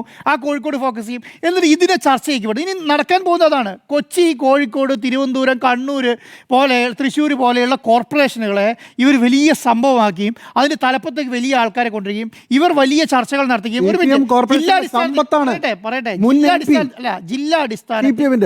ജില്ലാ അടിസ്ഥാനത്തിൽ എന്ത് സംഭവിക്കും? ജില്ലാ അടിസ്ഥാനത്തിൽ ഇതാണ് ചർച്ച നടക്കുന്നത്. പത്രസമ്മേളനങ്ങൾ പടപടപാ നടക്കും. ഇപ്പൊ കെ മുരളീധരൻ പത്രസമ്മേളനം വിളിക്കും, എറണാകുളത്ത് VD സതീശൻ പത്രസമ്മേളനം വിളിക്കും, തിരുവനന്തപുരത്ത് രമേശ് ചെന്നിത്തല, കണ്ണൂർ കെ സുധാകരൻ പത്രസമ്മേളനം വിളിക്കും. എന്നിട്ട് ഞങ്ങൾ ഈ സംവിധാനങ്ങളെ മുഴുവൻ കൈയടക്കാൻ പോവുകയാണെന്നുള്ള ഒരു വ്യവസ്ഥ അങ്ങ് ജില്ലാ അടിസ്ഥാനത്തിൽ ഉണ്ടാക്കുക എന്നുള്ളതാണ്. ഇതുകൊണ്ട് പഞ്ചായത്ത് ഇലക്ഷനിൽ ജയിച്ചു കയറാൻ കഴിയില്ല. പഞ്ചായത്ത് ഇലക്ഷനിൽ ചെയ്യണമെന്ന് പറഞ്ഞാൽ ബൂത്ത് കമ്മിറ്റികളും അതിൻ്റെ അടിയിൽ പ്രവർത്തനം നടക്കുകയും വേണം. അങ്ങനെ നടന്നിട്ടുണ്ടെങ്കിൽ മാത്രം അങ്ങനെ എന്ത് പ്രവർത്തനമാണ് ഇതുവരെ കോൺഗ്രസിനെ കൊണ്ട് മുന്നോട്ട് വെക്കാൻ കഴിഞ്ഞിട്ടുള്ളത്? ഒരു പ്രവർത്തനം എന്തില്ല. CPM-നെ സംബന്ധിച്ചിടത്തോളം അതിന് ആവശ്യമില്ല. എന്തുകൊണ്ട് അതിന് ആവശ്യമില്ല എന്ന് പറഞ്ഞാൽ അവിടെ ഞാൻ പറയുന്നത് 40,000-ഓളം 38,000-ഓളം വരുന്ന ബ്രാഞ്ച് കമ്മിറ്റികൾ പ്രവർത്തിച്ചുകൊണ്ടിരിക്കുന്നുണ്ട്. 38,000 വരെ അത് ഒരു കാലത്തും വലിയ രീതിയിൽ ചർച്ച നടത്തിപ്പെട്ട് വലിയ ബഹളം ഉണ്ടാക്കുന്ന സംവിധാനം ഉണ്ടായിട്ടില്ല. ഒരു കാലത്തും CPM-ന്റെ ഭാഗത്ത് ഉണ്ടായിട്ടില്ല. അതുകൊണ്ട് ഞാൻ പറയും 2015 അല്ല 2025. 2015 ഉമ്മൻചാണ്ടി സർക്കാരാണ് അധികാരത്തിലുള്ളത്. ആ ഉമ്മൻചാണ്ടി സർക്കാരിൻ്റെ അധികാരത്തിലുള്ള സമയത്ത് അവരുടെ എല്ലാ സംവിധാനങ്ങളും യൂസ് ചെയ്യാൻ കഴിഞ്ഞിട്ടുണ്ട്. അവരുടെ എല്ലാ അങ്ങനെ സംവിധാനങ്ങൾ യൂസ് ചെയ്യാത്ത സ്ഥലങ്ങളിൽ പറ്റില്ല എന്നുള്ളതാണ് ഞാൻ പറയുന്നത്. അപ്പം മലപ്പുറം പോലെയുള്ള ജില്ലകൾക്ക് ലീഗിന് ചിലപ്പം എന്തിലേക്ക് കടന്നു കയറാൻ കഴിയും. കാരണം അവർക്ക് ഫിനാൻഷ്യൽ ബാക്കപ്പും അതുപോലെ തന്നെ അതിന് പ്രവർത്തന ശൈലിയുണ്ട്. കാരണം 2 വിഭാഗങ്ങളാണ് കോൺഗ്രസിനെ ഏറ്റവും കൂടുതൽ സപ്പോർട്ട് ചെയ്യുന്നത് എല്ലാ കാലത്തും. ഒന്ന് ക്രിസ്ത്യനും ഒന്ന് മുസ്ലിമും. ക്രിസ്ത്യൻ സമുദായത്തിനെ സംബന്ധിച്ചിടത്തോളം പ്രശ്നം എന്ന് പറഞ്ഞാൽ അവർക്ക് ആ സംവിധാനത്തിൻ്റെ കൂടെ നിൽക്കണമെങ്കിൽ അവരുടെ അധികാരം വേണം. ഇത് തന്നെ ഉള്ള സംവിധാനമാണ് മുസ്ലിം സംവിധാനം. അതുകൊണ്ടാണ് ലീഗ് എപ്പോഴും പറയുന്നത് ഇപ്രാവശ്യം അധികാരം നമ്മൾക്ക് നിർബന്ധമാണ്. 2026 അധികാരം എന്ന് പറയുന്നത് നിർബന്ധമാണ്. അപ്പോൾ അതുകൊണ്ടാണ് അവർ എല്ലാത്തിനും വിട്ടുവീഴ്ചയുടെ എല്ലാ കാര്യത്തിലും വേണ്ടി നിങ്ങൾ ഇങ്ങനെ കൊണ്ടുപോകണം എന്ന് പറഞ്ഞുകൊണ്ടിരിക്കുന്നത്. എല്ലാ കോൺഗ്രസ് അങ്ങനെയാണ് എത്തിക്കൊണ്ടിരിക്കുന്നത്. CPM-നെ സംബന്ധിച്ചിടത്തോളം മതാടിസ്ഥാനത്തിലല്ല പാർട്ടി പോയിക്കൊണ്ടിരിക്കുന്നത്. അത് അവരെ ലോക്കൽ കമ്മിറ്റികൾ, അവരെ ബ്രാഞ്ച് കമ്മിറ്റികൾ, അവരെ ഏരിയ കമ്മിറ്റികൾ, അവരെ ജില്ലാ കമ്മിറ്റികൾ എല്ലാ വർഷവും 3 വർഷം കൂടുതൽ പുതുക്കുകയും അത് ഇതുപോലൊരു സംവിധാനം ഞാൻ പറയുന്നത് ഇതുപോലൊരു സ്ഥലത്തുള്ളതുകൊണ്ടാണ് 2 ടേം പഞ്ചായത്ത് അടിസ്ഥാനത്തിൽ നടപ്പിലാക്കാൻ തീരുമാനിച്ച പാർട്ടിയുടെ പേര് CPM എന്നാണ്. കോൺഗ്രസിനെ കുറിച്ച് ചിന്തിക്കാൻ കഴിയുമോ? അവർക്ക് ചെയ്ത് ജില്ലാടിസ്ഥാനത്തിൽ പറ്റുന്നില്ല. MLA സ്ഥാനത്തിലേക്ക് MP സ്ഥാനത്തിലേക്ക് 2 ടൈം നടപ്പിലാക്കാൻ കഴിയുന്നില്ല. പക്ഷേ ഇത് നോക്കിക്കേ, ബൂത്ത് കമ്മിറ്റികളിൽ പഞ്ചായത്ത് ഇലക്ഷനിൽ പഞ്ചായത്ത് വാർഡിൽ മത്സരിക്കുന്നവർ 2 ടൈം മത്സരിച്ചാൽ മതി എന്ന് പറയുന്നു. ഒന്ന് ആലോചിച്ച് നോക്കിയേ. അപ്പോൾ അതിനൊരു സിസ്റ്റം വർക്ക് ചെയ്യുന്നുണ്ട്. ഈ സിസ്റ്റത്തിനെ കവർ ചെയ്യാൻ കോൺഗ്രസിന് കഴിയുന്നുണ്ടോ എന്നുള്ളതാണ് ഞാൻ വിചാരിക്കുന്നത്. എന്താ പറയുക, കഴിഞ്ഞ പ്രാവശ്യം 40% വോട്ടാണ് കോൺഗ്രസിന് CPM-ന് കിട്ടിയത്. മനസ്സിലായോ? 37% വോട്ടേ ആർക്ക് BJP UDF-ന് കിട്ടിയിട്ടുള്ളൂ. അപ്പോൾ അതിനകത്ത് 3%, 12% BJP 37.9. അപ്പം ഇത് എന്ത് ചെയ്തു? 12% BJP എന്ത് ചെയ്തു? 15% കൊണ്ട് ഈ 3% നേരെ പോയത് എവിടേക്കാണ്? BJP-യിലേക്കാണ്. ഇനി അത് കുറച്ചും കൂടെ കൂടുമെന്നാണ് ഞാൻ വിചാരിക്കുന്നത്. കോൺഗ്രസിൽ നിന്ന് അതിനൊരു അലയൊലി പല സ്ഥലങ്ങളിലും കണ്ടു തുടങ്ങിയിട്ടുണ്ട്. പല സ്ഥലങ്ങളിൽ ലോക്കൽ ലെവലിൽ നിങ്ങൾ അന്വേഷിച്ചാൽ അറിയും. ഈ വലിയ വാർത്തകളാകാത്തതിന് കാരണം എന്താ പറയുക? ഇത് വലിയ നേതാക്കന്മാരല്ല പോകാത്തത് കൊണ്ടാണ്. വലിയ നേതാക്കന്മാർ പോകുമ്പോൾ നമുക്കറിയാം അത് വലിയ ചർച്ചയായി വാർത്തയായി ലോക്കൽ ലെവലിൽ വലിയ രീതിയിൽ ജയിക്കാൻ സാധ്യതയുള്ള പഞ്ചായത്ത്, അതായത് 20-22 പഞ്ചായത്തുകൾ BJP ജയിക്കാൻ സാധ്യതയുണ്ട്. അവർ വിചാരിക്കുന്ന പഞ്ചായത്തുകളിലെല്ലാം ഒരു കൊഴിഞ്ഞുപോക്ക് അങ്ങോട്ടുണ്ട്. തിരുവനന്തപുരത്ത് കാര്യങ്ങൾ റിവേഴ്സ് ആവും എന്നൊരു അതാ ഞാൻ പറഞ്ഞത്. ഞാൻ ഈ തിരുവനന്തപുരത്തേക്ക് ഇല്ല ചർച്ചയ്ക്ക്. എന്തുകൊണ്ടാണ് തിരുവനന്തപുരത്ത് ഇല്ല ചർച്ചയെന്ന് പറഞ്ഞല്ലോ? ഇത് ഫോക്കസ് ചെയ്യപ്പെടുകയാണ്. തിരുവനന്തപുരം, കൊച്ചി, കോഴിക്കോട്, ആലപ്പുഴ. അതിനു വേണ്ടിയിട്ടാണ് കേരളത്തിലെ ഏറ്റവും പ്രധാനപ്പെട്ട. അപ്പോൾ നിങ്ങളത് ചെയ്യേണ്ടിയിരുന്നത് എങ്ങനെയാണ്? ഇപ്പോൾ രമേശ് ചെന്നിത്തലയ്ക്ക് കോഴിക്കോടിൻ്റെ മുഴുവൻ ചാർജ് കൊടുത്താൽ നമുക്ക് അറിയപ്പെടാം. മുരളീധരന് തിരുവനന്തപുരത്തിന് മുഴുവൻ ചാർജ് കൊടുത്താൽ നമുക്ക് പറയാം. തൃശ്ശൂർ ജില്ലയ്ക്ക് VD സതീശൻ മുഴുവൻ ചാർജ് കൊടുക്കും. ഇത് അങ്ങനെയല്ല ഫോക്കസ് ചെയ്യപ്പെട്ടിട്ടുള്ളത്. ഫോക്കസ് ചെയ്യപ്പെട്ടതാണ് Kozhikode corporation, Kochi corporation, Thiruvananthapuram corporation. ഈ കോർപ്പറേഷൻ പിടിപ്പിക്കുക. ഇനി അതാണ് ഞാൻ പറയുന്നത്. ഇനി ചർച്ചകൾ മുഴുവൻ നടക്കാൻ പോകുന്നത് കൊച്ചി, തിരുവനന്തപുരം, കോഴിക്കോട് കോർപ്പറേഷനുകളെ എടുത്ത് മുന്നോട്ട് വെച്ച് ചർച്ച ചെയ്യപ്പെടുന്നതാ. 5 സീറ്റ്, 10 സീറ്റ്, 15 സീറ്റ്. ഇതാ ഞങ്ങളുടെ MLA സ്ഥാനാർത്ഥിനെ ഞങ്ങൾ മേയറാക്കി മുന്നോട്ട് വെക്കുന്നു. ഞങ്ങളുടെ MP സ്ഥാനാർത്ഥിനെ ഇതാ ഞങ്ങൾ മേയറായി മുന്നോട്ട് വെക്കുന്നു. ഞങ്ങൾ ഇതിനെ സീരിയസ് ആയിട്ടാണ് കൈകാര്യം ചെയ്യാൻ പോകുന്നത് എന്നുള്ളൊരു പ്രതീതി സൃഷ്ടിക്കുക മാത്രമേ ഉള്ളൂ. കാരണം എന്ന് വിചാരിച്ചാൽ അങ്ങനെ പ്രതീതി സൃഷ്ടിച്ചാൽ എന്താ സംഭവിക്കുക? അത് കൂടുതൽ LDF-ന് ഗുണമാകുക ചെയ്യുക. മനസ്സിലായോ? ത്രികോണ മത്സരം വന്നു കഴിഞ്ഞാൽ എപ്പോഴും അത് ഗുണം ചെയ്യുക LDF-നാണ്. ഇപ്പോൾ തിരുവനന്തപുരത്ത് വലിയ രീതിയിൽ സംവിധാനം ഉണ്ടായാൽ അവിടെ ജയിക്കാൻ പോകുന്നത് LDF ആയിരിക്കും. അവിടെ BJP ജയിക്കാൻ പോകുന്നത് UDF ജയിക്കാൻ പോകുന്നില്ല. അപ്പം ഇത് അതാണ് ഞാൻ പറഞ്ഞത്. ആത്യന്തികമായി ഇത് ആർക്കാണ് ഗുണം ചെയ്യുക? CPM-നാണ് ഗുണം ചെയ്യുക. അത് മാത്രമല്ല, ഈ ചർച്ചകൾ, ഇതുപോലെയുള്ള ചർച്ചകൾ പഞ്ചായത്ത് അടിസ്ഥാനത്തിൽ നടക്കുന്നില്ല. ഇപ്പം ഞാൻ ചോദിക്കട്ടെ, ത്രികോണമുള്ള സ്ഥലങ്ങളെ പറഞ്ഞത് അല്ല, ഞാൻ പറയുന്നത് ഇപ്പം ജില്ലാ അടിസ്ഥാനത്തിൽ ആരാണ് ഓരോ കോൺഗ്രസിൻ്റെ നേതാക്കന്മാർ, ചാർജുള്ള നേതാക്കന്മാർ ഇല്ല. DCC പ്രസിഡന്റുമാർ മാത്രമാണ്. പല സ്ഥലങ്ങളിലും അങ്ങനെയാണ്. പക്ഷെ അത് അങ്ങനെയല്ലല്ലോ വേണ്ടത്. കോർപ്പറേഷൻ. അപ്പം ഇവർ കോർപ്പറേഷനിൽ ചുരുങ്ങുന്നതിന് കാര്യം എന്താ പറയുക? മറ്റേ സ്ഥലത്ത് നടക്കില്ല എന്ന് അറിയാവുന്നതുകൊണ്ടാണ്, പഞ്ചായത്തിൽ നടക്കില്ല എന്ന് അറിയാവുന്നതുകൊണ്ടാണ്. ജില്ലാ സെക്രട്ടറിമാർക്കല്ല അല്ല, അത് CPM-ന്റെ ഞാൻ പറഞ്ഞത് CPM-ന്റെ ഘടന അങ്ങനെയാണെന്നേ. ഞാൻ പറഞ്ഞത് 40,000 അല്ല 38,000 ബ്രാഞ്ച് കമ്മിറ്റികളുള്ള പാർട്ടിയുടെ പേര് CPM എന്നാണ്. അപ്പോൾ അതുകൊണ്ടാണ് ഒരു ഒറ്റ കാര്യമാണ് ഞാൻ പറഞ്ഞത് അവസാനിപ്പിക്കുക. ഇനി എന്താണെന്ന് അറിയോ? ഇനിയിപ്പം ഈ 37% വോട്ട് നിലനിർത്തണ്ടേ? ഈ 37% വോട്ട് നിലനിർത്തണം. അതുകൂടെ കഴിയില്ല എന്ന് ഞാൻ പറയാം. 37% വോട്ട് നിലനിർത്തണമെങ്കിൽ എന്ത് ചെയ്യണം? 37% വോട്ട് നിലനിർത്തിയത് 2017 എന്ന് പറയുന്നത് വലിയ രീതിയിൽ അടിത്തട്ടിൽ പാർട്ടി ഉണ്ടായിരുന്ന സമയത്താണ്. ഇപ്പോൾ അടിത്തട്ടിൽ പാർട്ടിയില്ല. നിങ്ങൾ പല സ്ഥലത്ത് നോക്കിക്കോളൂ. ഞാൻ ഇന്നലെ ഒരു ജാഥ കണ്ടു. ഒരു UDF-ന്റെ മണ്ഡലം ജാഥയാണ്. പ്രധാനപ്പെട്ട കോൺഗ്രസിൻ്റെ നേതാക്കന്മാരെല്ലാം കൂടെ ഒരു ജില്ലയിൽ വലിയൊരു ജാഥ. ജില്ല ഞാൻ പറയുന്നില്ല. ആ ജാഥയിൽ ഞാൻ നോക്കുമ്പോൾ ആകെ 250 പേരാണ്. സത്യം പറഞ്ഞാൽ CPM-ന്റെ ഒരു ബൂത്ത് കമ്മിറ്റികളിൽ കൂടെ മാത്രം നടക്കുന്ന ഒരു ജാഥയ്ക്ക് ഉണ്ടാവും 250 പേര്. ഇതൊരു ജില്ലാടിസ്ഥാനത്തിൽ ഒരു മണ്ഡലത്തിൽ കൂടെ മുഴുവൻ നടത്തുകയാണ്. ആ മണ്ഡലത്തിൽ നടത്തുന്ന ജാഥയുടെ മുന്നിലുള്ളത് ആകെ 250 പേരാണ്. അത് നയിക്കുന്നത് MLA ആണ്. ഞാൻ വെറുതെ MLA, കോൺഗ്രസിൻ്റെ MLA നയിക്കുന്ന ഒരു ജാഥയ്ക്ക് ഉണ്ടാകുന്ന 250 പേരാണ്. ഇനി ഇങ്ങനെയല്ലല്ലോ സാധാരണ പഞ്ചായത്ത് ഇലക്ഷനിൽ വരിക. പഞ്ചായത്ത് ഇലക്ഷനിൽ എന്താണ്? പഞ്ചായത്ത് ഇലക്ഷനിൽ ഒരു വലിയ വേവ് ഉണ്ടാകണം. ആ വേവ് എന്ന് പറയുന്നത് ഒന്നിൽ അഴിമതി ആരോപണം മുന്നിൽ നിർത്തിയിട്ടുള്ള വേവ് ഉണ്ടാവണം, അല്ലെങ്കിൽ എന്താണ് ശക്തമായ ആൻറ്റി ഇൻകുമ്പൻസി വർക്ക് ചെയ്യുന്ന ഒരു വേവ് ഉണ്ടാവണം. ഈ രണ്ടും ഈ LDF സർക്കാരിൻ്റെ ഭാഗത്ത് കോൺഗ്രസിന് മുന്നോട്ട് കൊണ്ടുവരാൻ കഴിഞ്ഞിട്ടേ ഇല്ല. കോൺഗ്രസിന് അങ്ങനെ ഒരു വലിയ അഴിമതി ആരോപണം. അപ്പം ഞാൻ ചോദിക്കട്ടെ, ഇപ്പം എന്താണ് സ്വർണ്ണപ്പാളി വിവാദം കോൺഗ്രസിനെ വലിയ രീതിയിൽ ബാധിക്കുമോ, അല്ലെങ്കിൽ ജനങ്ങളെ വലിയ രീതിയിൽ ബാധിക്കുമോ? അവർക്കൊരു വാർത്ത കേട്ടിരിക്കാം എന്നുള്ളതിനേക്കാൾ അപ്പുറം അതൊരു വോട്ടിനെ സ്വാധീനിക്കുന്ന വിഷയമായി മാറുമോ? വോട്ടിനെ സ്വാധീനിക്കുന്ന വിഷയം എന്താണ്? വോട്ടിനെ സ്വാധീനിക്കുന്ന വിഷയം എന്ന് പറയുന്നത് കോൺഗ്രസിനൊരു പ്ലാൻ ഉണ്ടാക്കി ആ പ്ലാനിനെ മുന്നോട്ട് കൊണ്ടുപോകാൻ കഴിഞ്ഞാൽ അത് വലിയ വിജയമായിട്ട് പറയാം. കോൺഗ്രസ് ഇതാ സർക്കാരിനെതിരെ ഞങ്ങളുടെ പ്ലാൻ ഇതാണ്, അങ്ങനെ ഒരു പ്ലാൻ ഇതുവരെ മുന്നോട്ട് വെക്കാൻ കഴിഞ്ഞിട്ടില്ല. അങ്ങനെ ഒരു പ്ലാനെ മുന്നോട്ട് വെക്കാൻ ഇപ്പം ഞാൻ പറയുന്നത് എന്ത് പറഞ്ഞാലും തട്ടിപ്പാണ് എന്നൊരൊറ്റ വാക്ക് പറയും. അത് കുറച്ച് ഓൺലൈൻ ചാനലുകാർ ഇരുന്നിട്ട് രാവിലെ തുടങ്ങി വൈകുന്നേരം വരെ പറയും എന്ത് പറഞ്ഞാലും തട്ടിപ്പ് തട്ടിപ്പ് തട്ടിപ്പ്. ഈ തട്ടിപ്പ് ആർക്ക് തോന്നണം? ജനങ്ങൾക്ക് റിയാക്ട് ചെയ്യണം, ജനങ്ങൾക്ക് തോന്നണം ഇത് തട്ടിപ്പാണോ അല്ലയോ എന്നുള്ളത്. അപ്പോൾ എൻ്റെ ചോദ്യം ഇപ്പോൾ ഇതാണ്, അതിദാരിദ്ര്യമുക്ത സംസ്ഥാനം എന്ന് പറഞ്ഞാൽ അത് അതിദാരിദ്ര്യമുക്തമായാലും ആയില്ലെങ്കിലും ജനങ്ങളെ സംബന്ധിച്ചിടത്തോളം പ്രശ്നമില്ല. കാരണം എന്തുകൊണ്ടാണ്? അത് അവനെ സംബന്ധിച്ചിടത്തോളം അവൻ ആ സംവിധാനത്തിൽ യൂസായി നിൽക്കുന്ന സ്ഥലത്താണ്. പറയുമ്പോൾ ഞങ്ങളുടെ സംസ്ഥാനം അതിദാരിദ്ര്യമുക്തമായി എന്ന് പറഞ്ഞാൽ ഒരു പടിയെങ്കിലും ഗുണം ചെയ്യുക LDF സർക്കാരിനാണ്. ഇനി അതല്ലെങ്കിലും ഇപ്പം ജനങ്ങളെ സംബന്ധിച്ചിടത്തോളം പ്രശ്നമുണ്ടോ? അവനെ സംബന്ധിച്ചിടത്തോളം ഗുണം എന്താണ്? അവനെ സംബന്ധിച്ചിടത്തോളം 1600 രൂപ കിട്ടുന്നവർ 2000 കിട്ടുന്നുണ്ട്. അതാ അംഗനവാടി ടീച്ചർക്ക് അങ്ങനെ പൈസ കിട്ടി മാത്രമല്ല, പൈസ കിട്ടിയല്ല ഞാൻ പറയുന്നത്. പൈസ കിട്ടിയ ജനങ്ങൾക്ക് ഫീൽ ചെയ്യപ്പെടുന്നത് അങ്ങനെയാണെന്നേ ഞാൻ പറയുന്നത്. ഫീൽ ചെയ്യപ്പെടും ഓരോ സ്ഥലത്ത് ചെല്ലുമ്പോൾ സമയത്ത് നമുക്ക് ചോദിക്കുമ്പോൾ അതാ നിങ്ങൾക്ക് എന്ത് ഇടതുപക്ഷ സർക്കാരിനെതിരെ നിങ്ങൾക്ക് എന്താ പറയാനുണ്ട് ചോദിച്ചാൽ ഒന്നും പറയാണ്ടാവില്ല. ഇടതുപക്ഷ സർക്കാരിനെതിരെ നിങ്ങൾക്ക് ഒരു വീട്ടിൽ ചെന്ന് നിങ്ങൾ വോട്ട് ചോദിക്കാൻ പറഞ്ഞു, സാറേ നിങ്ങൾക്ക് ഇടതുപക്ഷ സർക്കാരിൻ്റെ ഭരണം എങ്ങനെയുണ്ടെന്ന് ചോദിച്ചാൽ അയാൾക്ക് പറയാൻ ഈ ചോദിക്കുന്ന ആൾക്ക് പറയാനുള്ള ഒരു മറുപടി വേണ്ടേ? അയ്യോ ഇത് ശരിയായിട്ട് നടപടിയല്ല, ഇത് പിണറായി വിജയൻ അങ്ങനെ ഒരു സാധനം പറയാൻ. പക്ഷെ അത് അങ്ങനെയല്ലായിരുന്നു. ഉമ്മൻചാണ്ടി സർക്കാരിൻ്റെ സമയത്ത് അഴിമതിയുടെ കൂടെ ബാർക്കോഴ, സോളാർ, ഈ ഭൂമി നകത്തൽ, ഇങ്ങനെയുള്ള ഒത്തിരി വിഷയങ്ങൾ ജനങ്ങളുടെ വായി തന്നെ ഉണ്ടോ. ഈ സോളാർ ഭയങ്കരമായിട്ട് ഉമ്മൻചാണ്ടി സർക്കാരിനെ ബാധിക്കും കേട്ടോ.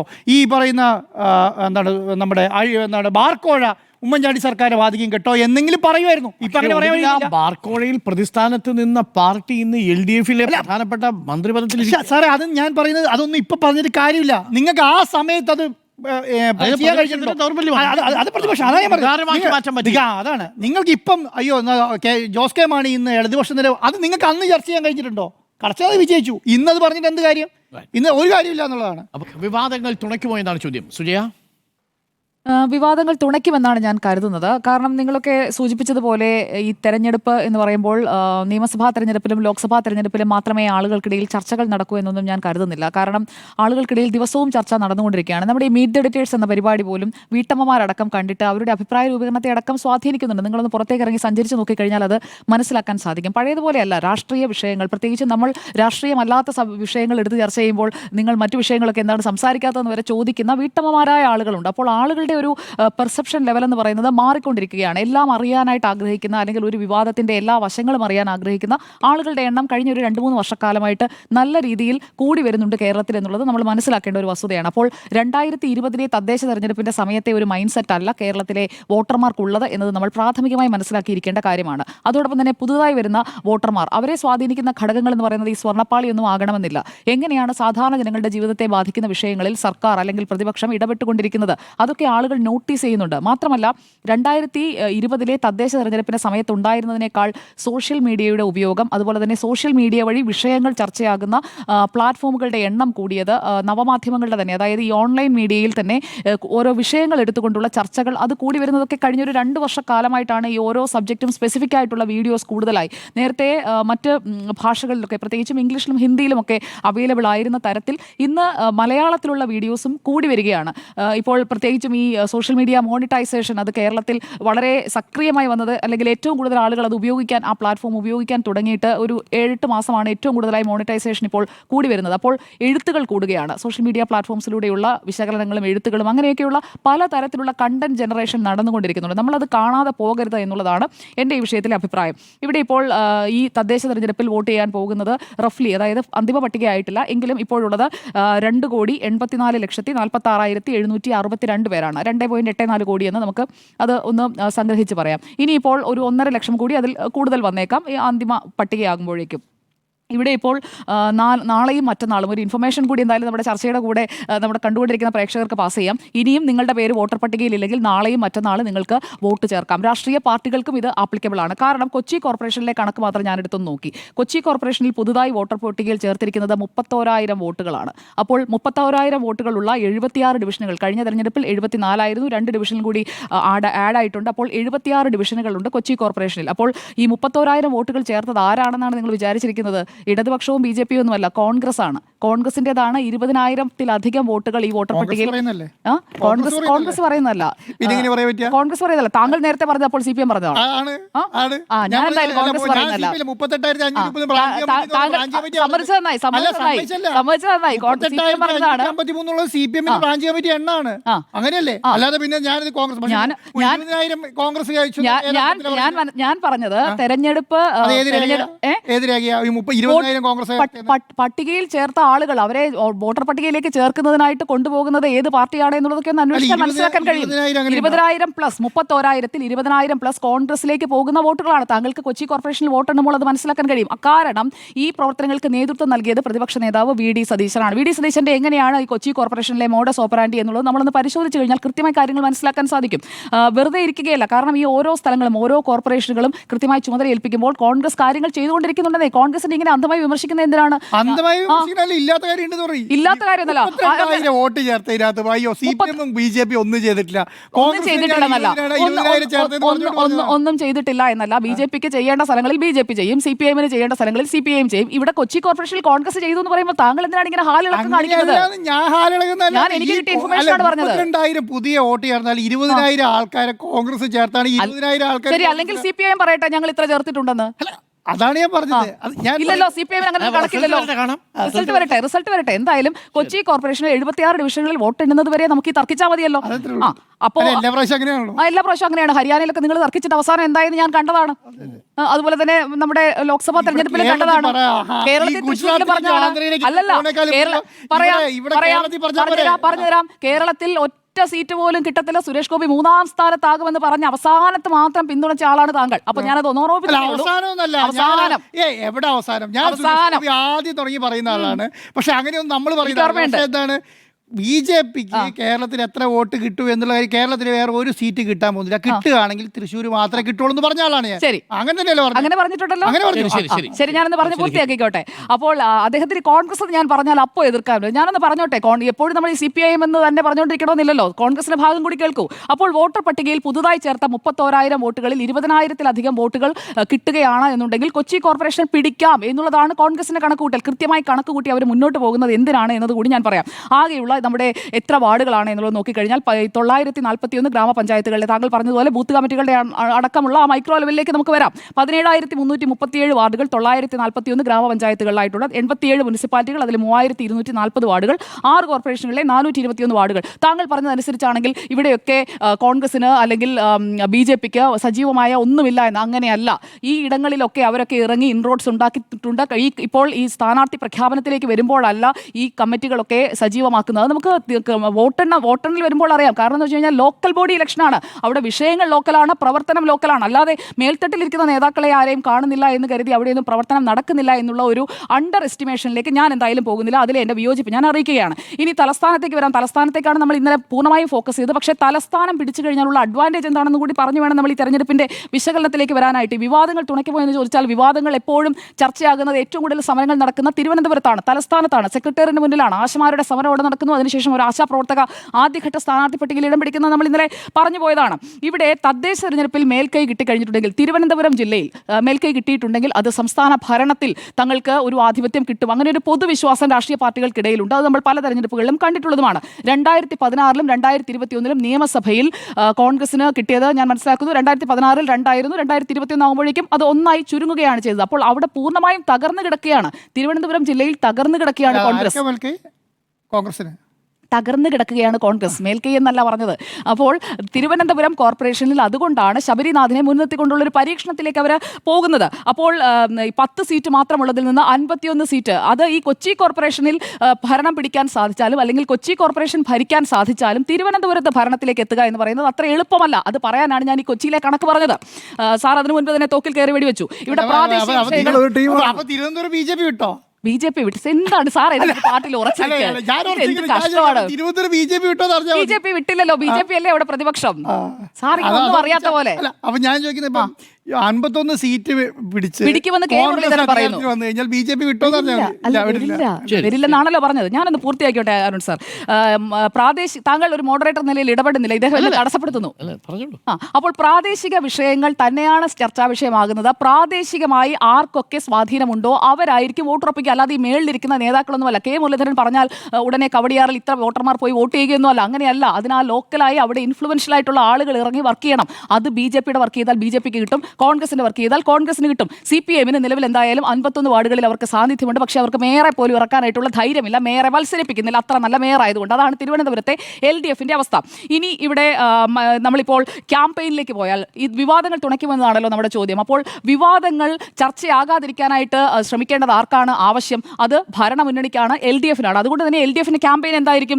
നവകേരളം, ഐശ്വര്യ കേരളം, അതായിരിക്കും ക്യാമ്പയിൻ. അതോടൊപ്പം തന്നെ ജനക്ഷേമ സർക്കാർ എന്നതിൽ മുൻനിർത്തിയായിരിക്കും മുന്നോട്ട് പോകുക. വിവാദങ്ങൾക്കൊന്നും അധികം മറുപടി പറയുകയില്ല. അല്ലെങ്കിൽ ഒരു വിവാദം അത് അവിടെ അവസാനിപ്പിക്കുന്നതിന് വേണ്ടി മറ്റൊരു വിഷയത്തിലേക്ക് ഡൈവേർട്ട് ചെയ്ത് വിടും. അത് നമ്മളിപ്പോൾ കണ്ടുകൊണ്ടിരിക്കുകയാണ്. കാരണം ഈ PM ശ്രീ പദ്ധതിയുടെ പ്രഖ്യാപനം വരേണ്ട ദിവസം പ്രഖ്യാപിച്ചത് എന്താണ്? 2000 രൂപയാക്കി ക്ഷേമ പെൻഷൻ കൂട്ടി എന്നുള്ളതാണ്. അത് തലക്കെട്ടാക്കി മാറ്റിയ പിണറായി വിജയന്റെ അതേ ബുദ്ധി തന്നെയാണ് LDF ഈ തെരഞ്ഞെടുപ്പിൽ ഉപയോഗിക്കാൻ പോകുന്ന ബുദ്ധി എന്നുള്ളതാണ് നമ്മൾ മനസ്സിലാക്കേണ്ടത്. ക്ഷേമ പെൻഷൻ 2000 ആക്കിയതാണ് തുറപ്പുചീട്ട്. നവംബർ 20 അത് വിതരണം ചെയ്യാൻ പോകുന്നു. അതിൽ തന്നെയായിരിക്കും ഫോക്കസ് എന്നാണ് ഞാൻ മനസ്സിലാക്കുന്നത്. വിവാദങ്ങൾക്ക് മറുപടി പറയില്ല. വിവാദങ്ങൾ തുണയ്ക്കേണ്ടത് BJPയെയും അതുപോലെ തന്നെ UDFനെയുമാണ്.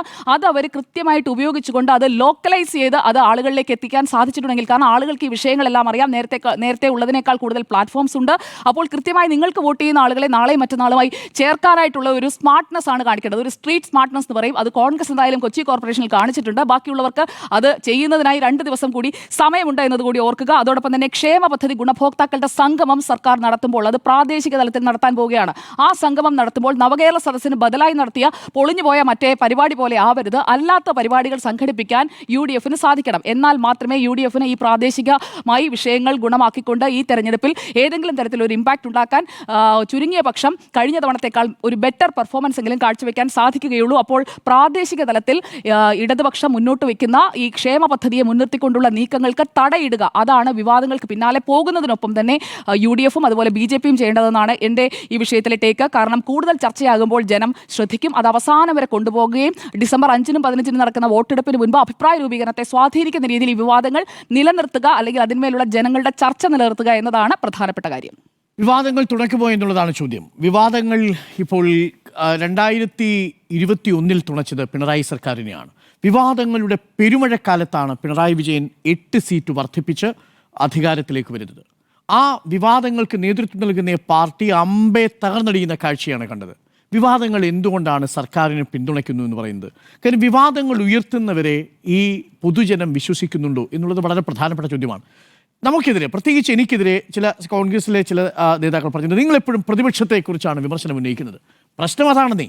ഒരു വിഷയത്തെ നിങ്ങൾ സമീപിക്കുന്ന രീതി, ഇപ്പോൾ ഏറ്റവും ഒടുവിൽ ദാരിദ്ര്യ വിമുക്ത കേരളം എന്ന പ്രഖ്യാപനം എന്നൊരു പ്രഖ്യാപനത്തിൽ എന്താണ് യഥാർത്ഥത്തിൽ നടന്നതെന്ന് പ്രതിപക്ഷം പഠിച്ചിട്ടില്ല എന്ന് തന്നെയാണ് എൻ്റെ നിലപാട്. ഞാനിത് പറയേണ്ട ഒരു കാര്യമുണ്ട്. ജിമ്മി, 4 മാസങ്ങൾക്ക് മുമ്പ് പ്രോഗ്രസ് റിപ്പോർട്ട് സർക്കാർ പുറത്തിറക്കുമ്പോൾ ആ പ്രോഗ്രസ് റിപ്പോർട്ടിൽ വ്യക്തമായിട്ട് എഴുതി വെച്ചിട്ടുണ്ട് 79% ആളുകളെ ദാരിദ്ര്യമുക്തമാക്കി, ഇനി 21% ബാക്കിയുള്ളൂ.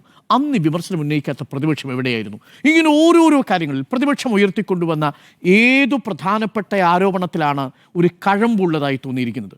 നമുക്ക് കഴമ്പുള്ളതായി തോന്നിയിരിക്കുന്നത്. ഞാനൊരു കാര്യം പറയാം. ഇപ്പോൾ പ്രതിപക്ഷം ഉയർത്തിക്കൊണ്ടുവന്നൊരു വലിയ വിവാദമായിരുന്നു K ഫോണിലെ അഴിമതി. ആ അഴിമതി ഇപ്പോൾ എവിടെയാണ്? പ്രതിപക്ഷം ഉയർത്തിക്കൊണ്ടുവന്നൊരു വലിയ അഴിമതിയായിരുന്നു എയിലെ അഴിമതി. എന്താ കോടതി പറഞ്ഞത്? എടുത്തുകൊണ്ട് പോകാനാണ് പറഞ്ഞത്. പബ്ലിസിറ്റി ഇൻട്രസ്റ്റ് ലിറ്റിഗേഷൻ ആണോ എന്നാണ് ചോദിച്ചത് പ്രതിപക്ഷ നേതാവിനോടാണ്. ഒന്ന് ആലോചിച്ച് നോക്കൂ, പ്രതിപക്ഷം ഉയർത്തുന്ന സബ്സ്റ്റാൻറ്റീവായ വിഷയങ്ങളെ നമ്മൾ പിന്തുണച്ചേ മതിയാവൂ എന്നുള്ളതാണ്. അപ്പോൾ പ്രതിപക്ഷം പറയുന്നൊരു കാര്യമുണ്ട്, തെരഞ്ഞെടുപ്പിന് 6 മാസങ്ങൾക്ക് മുമ്പ് നിങ്ങൾ ജനക്ഷേമ പദ്ധതികൾ പ്രഖ്യാപിച്ചത് ജനങ്ങളുടെ കണ്ണിൽ പൊടിയിടാനല്ലേ? അല്ല. ഇതെന്താണ്? കഴിഞ്ഞ 4.5 വർഷമായി ഈ സർക്കാർ ചെയ്തുകൊണ്ടിരിക്കുന്ന പ്രവർത്തനങ്ങളെ കാണാതെ പോകുന്നു. ഞാനൊരു ഉദാഹരണം പറയാം. ഒപ്പം എന്ന് പറയുന്നൊരു പ്രോജക്റ്റ് ഈ സർക്കാർ കൊണ്ടുവന്നു. അധികം പേര് ആരും അറിഞ്ഞില്ല, അധികം പബ്ലിസിറ്റിയും കിട്ടിയിട്ടില്ല. എന്താ ഒപ്പം പദ്ധതി? നമ്മുടെ ഓഫീസിലേക്ക് വരുന്ന വഴിക്ക് ബോർഡ് കാണുന്നുണ്ട്. എന്താ ഒപ്പം പദ്ധതി? ഈ ഓട്ടോറിക്ഷ ഡ്രൈവർമാരെ നോക്കൂ, അവരെ സമീപിച്ചിട്ട് ഈ റേഷൻ വാങ്ങാൻ പറ്റാത്ത ആളുകളെ അവരിലേക്ക് ഇത് കൊണ്ടുചെല്ലാൻ വേണ്ടിയിട്ട് സർക്കാർ കൊണ്ടുവന്നൊരു പദ്ധതിയാണ്. 137 മൊബൈൽ റേഷൻ ഷോപ്പുകൾ വിവിധ ആദിവാസി ഊരുകളിലേക്ക് സർക്കാർ കൊണ്ടുവന്നിട്ടുണ്ട്. ഞാൻ പറഞ്ഞത് നിശബ്ദമായി താഴെത്തട്ടിൽ നടക്കുന്ന ചലനങ്ങളെ നമ്മൾ പലപ്പോഴും കാണാറില്ല എന്നുള്ളതാണ് വാസ്തവം. അതാണ് സർക്കാർ ഈ നവകേരള സദസ്സ് സംഘടിപ്പിച്ച് പറയാൻ ശ്രമിച്ചത്. പക്ഷേ നിർഭാഗ്യവശാൽ അതിൻ്റെ അവസാനമുണ്ടായ ചില സംഘർഷങ്ങൾ അതിൻ്റെ ആംഗിൾ മാറ്റിക്കളഞ്ഞു എന്നുള്ളതാണ് വാസ്തവം. അപ്പോൾ പ്രതിപക്ഷം ഉയർത്തിക്കൊണ്ടുവരുന്ന വിവാദങ്ങൾക്ക് എത്ര കാലം ആയുസ്സുണ്ട് എന്നുള്ളത് വളരെ പ്രധാനപ്പെട്ട ചോദ്യമാണ്. സ്വർണ്ണക്കടത്ത് ആരും മിണ്ടുന്നില്ല. സ്വർണ്ണക്കടത്ത് എന്തുകൊണ്ടാണ് പ്രതിപക്ഷം മിണ്ടാതിരിക്കുന്നത്? ഞാൻ ചലഞ്ച് ചെയ്യാണ്, പ്രതിപക്ഷം എന്തുകൊണ്ടാണ് അന്നത്തെ സ്വർണ്ണക്കടത്ത് വിവാദത്തെക്കുറിച്ച് ഒരു അക്ഷരം മിണ്ടാത്തത്? എന്താ മിണ്ടാത്തത്? ആ കേസ് അവസാനിച്ചോ? അവസാനിച്ചില്ല. ആ കേസ് അന്വേഷിച്ചുകൊണ്ടിരിക്കുക. ആ കേസ് അന്വേഷിച്ചുകൊണ്ടിരിക്കുമ്പോൾ ഇപ്പോൾ ആർക്കും മുഖ്യമന്ത്രിയുടെ ഓഫീസിനെ കുറിച്ച് പറയാനില്ലേ? ഇപ്പോൾ ഈ ഖുറാനിലൂടെ സ്വർണ്ണക്കടത്ത് നടത്തിയതിനെ കുറിച്ച് ആർക്കും പറയാനില്ലേ? എക്സാലോജിക്കിനെ കുറിച്ച്, CMRL വിഷയത്തിൽ എക്സാലോജിക്കിന്റെ കാര്യത്തിൽ ഒരു അന്വേഷണം SFIO നടക്കുന്നുള്ളത് തടയാനുള്ള ശ്രമം സുപ്രീം കോടതി തൽക്കാലം ഹൈക്കോടതി തൽക്കാലം തടഞ്ഞിട്ടുണ്ട്. അത് ആ കേസ് അവിടെ നിൽക്കുന്നുണ്ട്. പക്ഷേ CMRLുമായി ബന്ധപ്പെട്ട് അപകീർത്തികരമായ കാര്യം പറയാൻ പാടില്ലെന്ന് ഹൈക്കോടതി പറഞ്ഞിട്ടുണ്ട്. CMRലും എക്സാലോജിക്കും തമ്മിലുള്ള ഇടപാട് വിജിലൻസ് അന്വേഷിക്കണം എന്നുള്ള നിലപാട് കോടതി എടുത്ത് തോട്ടിക്കളഞ്ഞു. കാര്യം അതിനകത്ത് സർക്കാർ ഏതെങ്കിലും തരത്തിൽ ഗുണം ചെയ്തിട്ടില്ലെന്ന് മാത്രമല്ല, സർക്കാർ സ്വീകരിച്ചത് CMRലിനെതിരായിട്ടുള്ള നിലപാടാണ് എന്നുള്ളത് നമ്മൾ തെളിവ് സഹിതമല്ലേ പറഞ്ഞത്? ഏത് വിഷയത്തിലാണ് പ്രതിപക്ഷം ഉറച്ചു നിന്നത്? ഞാൻ ഇപ്പോഴും ആവർത്തിക്കുന്ന ഒരു കാര്യം ഇതാ. ഇപ്പോൾ ഏറ്റവും ഒടുവിൽ ശബരിമലയിലെ വിഷയം വന്നു. അതായിരുന്നു കേട്ടോ പ്രതിപക്ഷ നേതാവ് പറഞ്ഞ ബോംബ്. ആ ശബരിമലയിലെ ബോംബ് ഇപ്പോൾ എന്താ വലിയ ചർച്ചയാവാത്തതിൻ്റെ കാരണം? ഇതിപ്പോൾ അന്വേഷണം എവിടെയാണ് പോയി നിൽക്കുന്നത്? ഉണ്ണികൃഷ്ണൻ പോറ്റി കഴിഞ്ഞാൽ നിൽക്കുന്നത് ഈ പറയുന്ന മുരാരി ബാബു കഴിഞ്ഞാൽ സുധീഷ് കുമാർ. ഇന്നിപ്പോൾ N വാസുവിനെ ചോദ്യം ചെയ്യാൻ വിളിച്ചിട്ടുണ്ട്. പരമാവധി ഇത് അവിടുത്തെ ജയശ്രീ അടക്കമുള്ള ഉദ്യോഗസ്ഥരിലേക്ക് പോയി നിൽക്കും. 2 പേര് കോൺഗ്രസ് അനുകൂല സംഘടനയിലും 2 പേര് CPM അനുകൂല സംഘടനയിലും പെട്ടവർ. ഈ ഒരു രാഷ്ട്രീയ ഗൂഢാലോചന ഇതുവരെയും തെളിയിക്കാൻ സാധിച്ചിട്ടുണ്ടോ? ഇതിലെവിടെയെങ്കിലും സാധിച്ചിട്ടുണ്ടോ? എവിടെ? ഇതുവരെ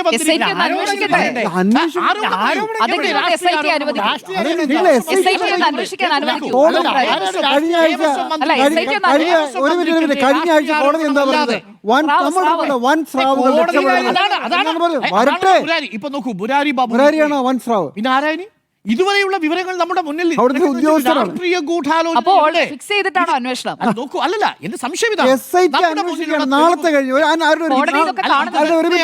ഇത് തന്നെയാണ് മുഖ്യമന്ത്രിയുടെ 2 ദിവസം കഴിഞ്ഞാൽ കോടതിയിൽ 2ാമത്തെ റിപ്പോർട്ട് കൊടുക്കും. അങ്ങനെയല്ലേ വരട്ടെ, അത്രേ ഉള്ളൂ.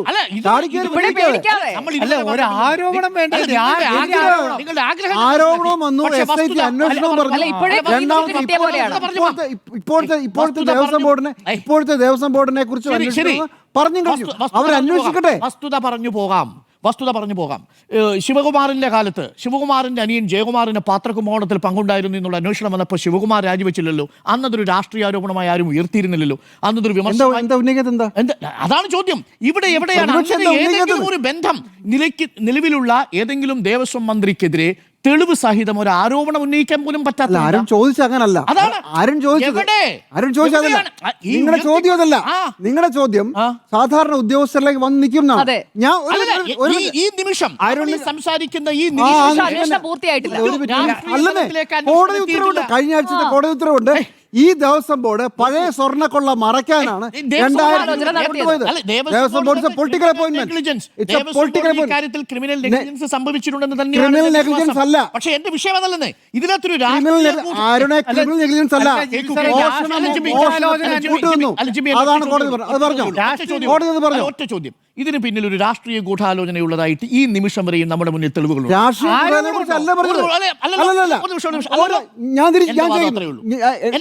എന്റെ വാദം ഉദ്യോഗസ്ഥർ മാത്രമല്ലെന്നാണ്. എന്റെ വാദം രാഷ്ട്രീയ ഉദ്യോഗസ്ഥർ ഗൂഢാലോചന രാഷ്ട്രീയ ഇതുവരെ ഗൂഢാലോചന ഞാൻ പറഞ്ഞില്ലല്ലോ. ഇല്ലല്ലോ. ഞാൻ പറഞ്ഞില്ലല്ലോ. അല്ലല്ല അരുൺ പറഞ്ഞത് അല്ലല്ല അരുൺ പറഞ്ഞത് അല്ല താങ്കൾ പറഞ്ഞത് അരുൺ പറഞ്ഞത് ഉദ്യോഗസ്ഥരെ ഒതുങ്ങുമെന്നാണ്. നിൽക്കും. ഞാൻ പറയുന്നത് ഉദ്യോഗസ്ഥരിൽ നിൽക്കില്ല. ജിമ്മി ഒരു ഇപ്പോൾ തന്നെ ദേവസ്വം ബോർഡിനെതിരെയാണ്. ഹൈക്കോടതി ദേവസ്വം ബോർഡിലേക്ക് പോകുന്ന ആർക്കാ വിരോധം? എനിക്ക് രാഷ്ട്രീയ എന്തിനും വിരോധമില്ല. എന്റെ ചോദ്യം ഇതാണ്, രാഷ്ട്രീയ ഗൂഢാലോചന ഈ നിമിഷം വരെയും എന്തുകൊണ്ടാണ് ഉന്നയിക്കാൻ പറ്റാത്തത്? രാഷ്ട്രീയ ഗൂഢാലോചന അന്വേഷിക്കുന്ന SIT അന്വേഷിക്കണം സാറേ. അവിടെയല്ല രാഷ്ട്രീയ പാർട്ടികളല്ല ആരോടും ഉന്നയിക്കുന്നത്. അല്ലല്ല എന്താ അല്ലല്ലോ. ഇതിനകത്ത് ഒരു വിഷയമേ ഉള്ളൂ. രാഷ്ട്രീയ ഗൂഢാലോചനയല്ല, ജിമ്മി സമ്മതിച്ചു. ഇല്ല ഉദ്യോഗസ്ഥരിൽ ചെന്ന് നിൽക്കും ഞാൻ പറഞ്ഞു. ഉദ്യോഗസ്ഥരല്ല ഇപ്പോൾ തന്നെ സംസാരിക്കുന്ന സമയത്ത് ഇപ്പോൾ മുരാരി തന്നെ ബാബുവും സുധീഷ് കുമാറും ഉണ്ണികൃഷ്ണൻ പോറ്റിയുമാണ് അറസ്റ്റിലുള്ളത്. നാളെ ഒരുപക്ഷെ ജയശ്രീ കൂടി അറസ്റ്റിലാവാം. ഒരുപക്ഷെ എൻ വാസു അതിൽ വളരെ കൃത്യമായി ലീഗലി അദ്ദേഹം ഒരു ഡിഫൻസ് സ്റ്റാൻഡ് എടുത്തിട്ടുണ്ട്. ഞാൻ കരുതുന്നില്ല അതിൽ ഏതെങ്കിലും തരത്തിൽ എൻ വാസു വ്യക്തിപരമായ നേട്ടം ഉണ്ടെങ്കിൽ അയാൾ അകത്ത് പോകണമെന്ന കാര്യത്തിൽ ഒരു സംശയവും എനിക്കില്ല. പക്ഷേ ഈ നിമിഷം എൻ വാസു അറസ്റ്റ് ചെയ്യപ്പെട്ടിട്ടില്ല, ഇത് ചോദ്യം ചെയ്ത് വിട്ടയക്കുകയാണ് ചെയ്തിരിക്കുന്നത്. നോക്കൂ, അതിന്റെ കാരണം എന്താണെന്ന് വെച്ചാൽ നിലവിൽ അതിലേക്ക് ലീഡ് ചെയ്യുന്ന ഒരു ഗൂഢാലോചനയുടെ ഏതെങ്കിലും ഒരു തുമ്പ് നമുക്ക് കണ്ടെത്താൻ പറ്റിയിട്ടില്ല. നിങ്ങൾക്ക് ഏറ്റവും അവസാനത്തെ ഹൈക്കോടതിയുടെ ഉത്തരവ് വായിച്ചാൽ മതി. ഇപ്പോഴത്തെ ദേവസ്വം ബോർഡ് 2019 സ്വർണ്ണക്കുളം മറയ്ക്കാൻ വേണ്ടിയിട്ടാണ് വീണ്ടും സ്വർണം കൊണ്ടുപോയത്. അങ്ങനെ തന്നെ പറഞ്ഞു. രാഷ്ട്രീയ ഗൂഢാലോചനയുണ്ട് എന്നുള്ളത് ജിമ്മിക്കോ എനിക്കോ ഈ പാനലിലുള്ള എനിക്കുണ്ട്. തെളിവ് സഹിതം പറയാം. ഹൈക്കോടതി ഉത്തരവാണ് ഞാൻ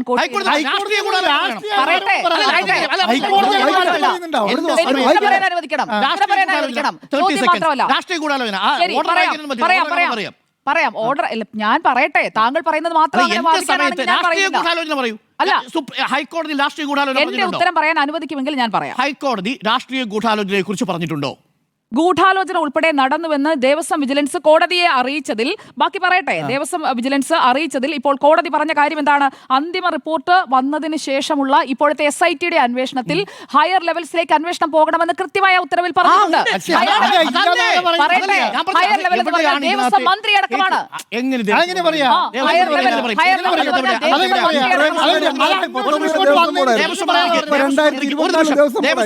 ദേവസ്വം മന്ത്രിക്ക് ദേവസ്വത്തിന്റെ സ്വത്തിൽ ദേവസ്വം ബോർഡിന്റെ ഈ ആഭരണങ്ങൾ സൂക്ഷിക്കുന്നതിൽ എന്ത് അധികാരമാണുള്ളത്? ഒരു പൊളിറ്റിക്കൽ ബില്ലില്ലേ ദേവസ്വം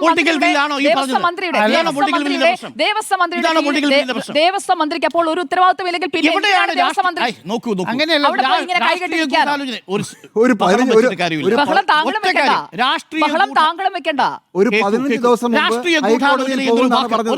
രാഷ്ട്രീയ ഗൂഢാലോചന എന്ന വാക്ക് കോടതിയുടെ വിധിയിലുണ്ട്. ഗൂഢാലോചന എന്നതിൽ രാഷ്ട്രീയ നിയമനമാണ് ദേവസ്വം ബോർഡ് പ്രസിഡന്റ് രാഷ്ട്രീയ നിയമനമാണ്.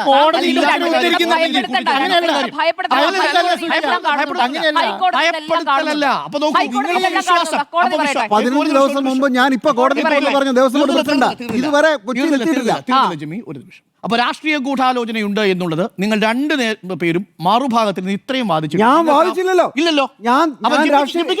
നിങ്ങൾ പറഞ്ഞത് പക്ഷേ ഉദ്യോഗസ്ഥരിലേക്ക് എത്തിയിട്ടില്ല. ഉദ്യോഗസ്ഥർ മാത്രമല്ലേ ഉദ്യോഗസ്ഥർ മാത്രമല്ല ഹൈക്കോടതിയുടെ ഓർഡറാണ് ഞാൻ വായിച്ചത്. നടക്കല്ലേ നമ്മൾ ഈ സംസാരിക്കുന്ന ഒരു നിമിഷം. നമ്മൾ ഇതുവരെ സംസാരിക്കുന്ന സമയത്ത് 3 പേർ അറസ്റ്റിലായി. 2 പേർ ഉദ്യോഗസ്ഥർ, ഒരാൾ ഉണ്ണികൃഷ്ണൻ പോറ്റി. പൊളിറ്റിക്കലായിട്ട് ആരെ അറസ്റ്റ് ചെയ്തിരിക്കുന്നത്? അന്വേഷണം കഴിഞ്ഞു. ഇല്ല, അതുകൊണ്ടാണ് ഈ നിമിഷം ഈ നിമിഷം വരെ ഹൈക്കോടതി ഉത്തരവല്ലേ? ശരി, ഇത് വസ്തുതയാണോ? ഹൈക്കോടതി പറയുന്നു 2024 ദേവസ്വം ബോർഡ് 2019 സ്വർണ്ണക്കൊള്ള മറയ്ക്കാൻ വേണ്ടിയിട്ടാണ് ഉണ്ടോ? ഇല്ല,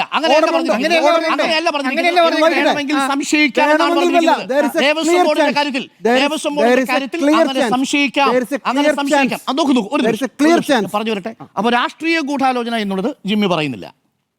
നമ്മൾ പറഞ്ഞു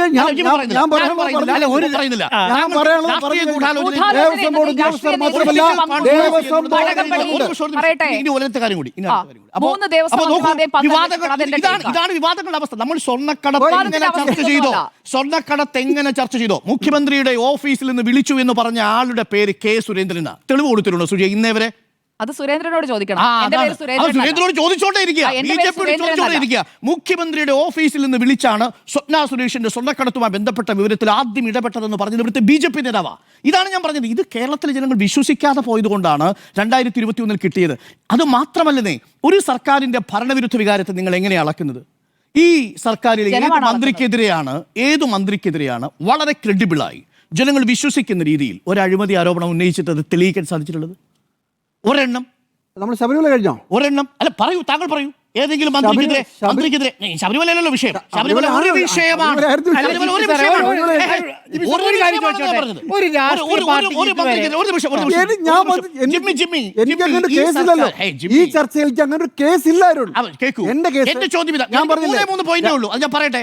ഒന്ന്, പ്രതിപക്ഷം ഉയർത്തിക്കൊണ്ടുവരുന്ന ആരോപണങ്ങൾ കൽപ്പായുസ് മാത്രമാണ്. ഇതാണ് എന്റെ വാദം. താങ്കൾ സമ്മതിക്കുന്നുണ്ടോ ഇല്ലയോ? ഇല്ല.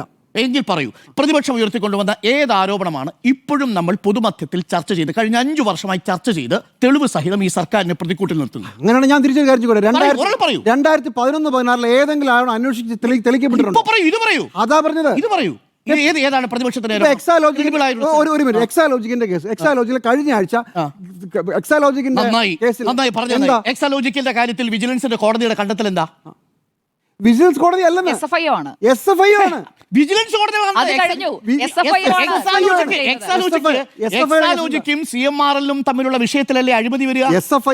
കേക്കൂ, താങ്കൾ അഴിമതിയുടെ കാര്യമല്ലേ പറയുന്നത്? ഞാൻ SFIO-യുടെ സ്വജനപക്ഷപാതമാണ് പറഞ്ഞത്.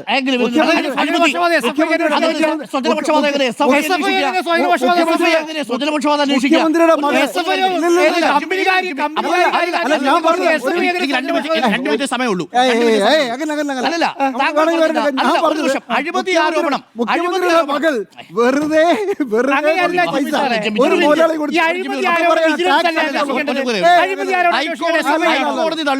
ഹൈക്കോടതി തള്ളുമ്പോഴും ജിമ്മിയെ പോലുള്ളവർ പറഞ്ഞുകൊണ്ടിരിക്കും എക്സാലോജിക്ക് CMRL വിഷയം അണഞ്ഞിട്ട്. ഇല്ല, CMRL എക്സാലോജിക്കൽ വിജിലൻസ് കേസേ ഇല്ല. എന്താ ഉള്ളത്? അഴിമതി ഉണ്ടോ? SFIO എന്താ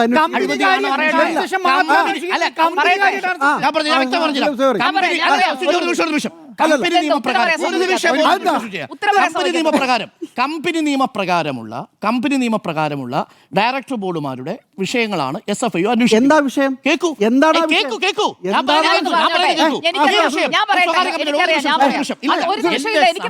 നിങ്ങൾ ഇടപെടുന്നത് എന്റെ സമയമാണ്. ഞാൻ കേൾക്കൂ. സുജയ ചോദിച്ചു.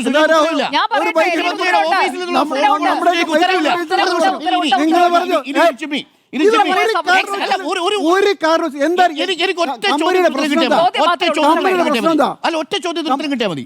ഈ സർക്കാരിനെതിരെ പ്രതിപക്ഷം കൊണ്ടുവന്ന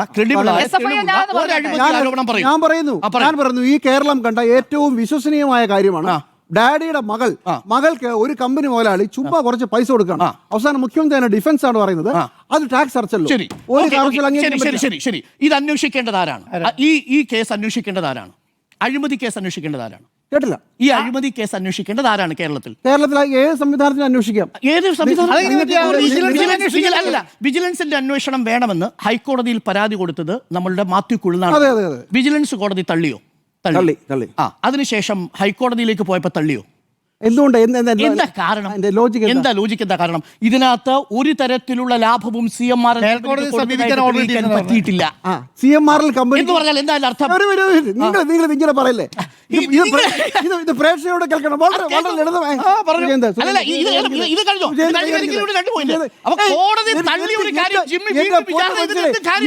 ഇതുവരെ ഒരു പൈസ പോലും പിണറായി വിജയൻ സർക്കാർ CMRL കൊടുത്തിട്ടില്ല എന്നുള്ള ഒറ്റ യുക്തി കൊണ്ട് ഒരു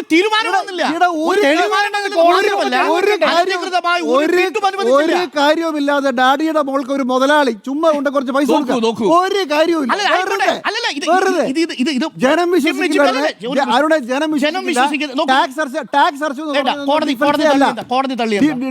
ഒരു ഡിഫൻസ് അല്ല.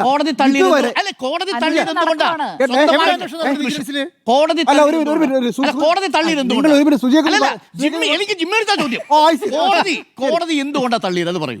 ഇപ്പോൾ ഇതുവരെ തെളിവില്ല. ആണല്ലോ. അതെങ്ങനെ ചർച്ച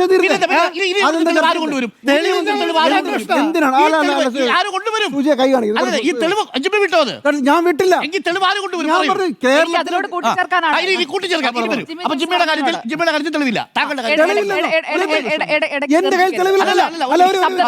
ആരുടെ മുഖ്യമന്ത്രിയുടെ മകൾക്ക് ഒരു കമ്പനി യാതൊരു തരത്തിലുള്ള പ്രവൃത്തിയും ഇല്ലാതെ ചുമ്മാ കുറച്ച് പൈസ കൊടുത്തു. ആ പൈസ എന്തിനാണെന്ന് നമുക്കറിയണം. അപ്പൊ പറയാണ് ഞാൻ തിരിച്ചൊരു പ്രയോജനവും ചെയ്തില്ല എന്ന്. പല രീതിയിലാണ് ഈ നാട്ടിൽ അഴിമതി നടക്കുന്നത്. എന്തെങ്കിലും സാധ്യത ഇവിടെ പ്രധാനപ്പെട്ട പലരുടെ മക്കളെ വിദേശത്ത് പല കമ്പനിയുടെ വൈസ് പ്രസിഡന്റുമാരാക്കി വെച്ചിട്ടുണ്ട്. പ്രത്യേകിച്ച് ഒന്നും ഇങ്ങോട്ട് കിട്ടാനല്ല.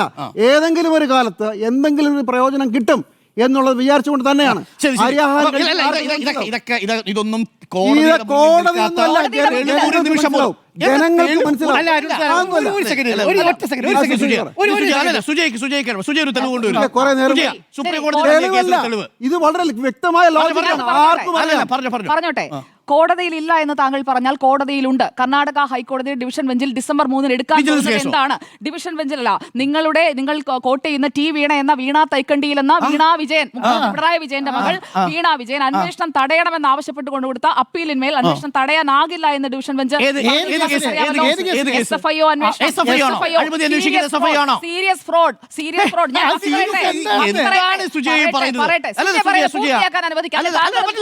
എന്റെ സമയത്ത് കയറി നിങ്ങളുടെ സമയത്ത് വാസ്തവ വിരുദ്ധമായ ഒരു തെളിവിന്റെ കണിക പോലും ഇല്ലാത്ത വിഷയം തെളിവുണ്ട്. ഹൈക്കോടതി തള്ളി എന്താ? പറയട്ടെ. വിജിലൻസ് തള്ളി എന്താ? വിജിലൻസ് താങ്കൾക്ക് ആകെ ഒരു വിജിലൻസ് അല്ലേ പറയാനുള്ളൂ? ഞാനൊന്ന് പറയട്ടെ. അഴിമതി അല്ല, ഇത് തമാശ അറിയോ? സമ്മതിക്കില്ല. അഴിമതിയില്ല, പ്രേക്ഷകരെ സീരിയസ് അദ്ദേഹത്തിന്റെ ഫ്രോഡ് ഉണ്ട്. മാത്രം ശബ്ദം അഴിമതിയില്ല, കേൾക്കാൻ സീരിയസ് സാധിക്കില്ല. ഫ്രോഡ് ഉണ്ട്.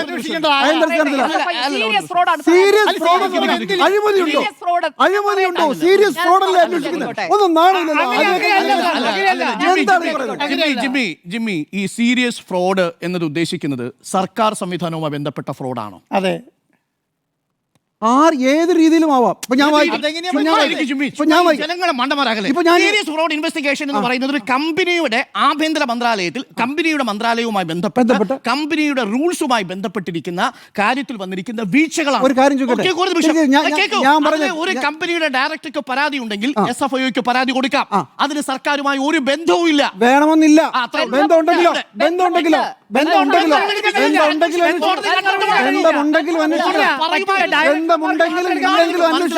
നിങ്ങൾക്ക് ഇത് എത്ര പറഞ്ഞാലും നിങ്ങൾക്ക് മനസ്സിലാവാത്തത് സീരിയസ് ഫ്രോഡ് അന്വേഷിക്കാം.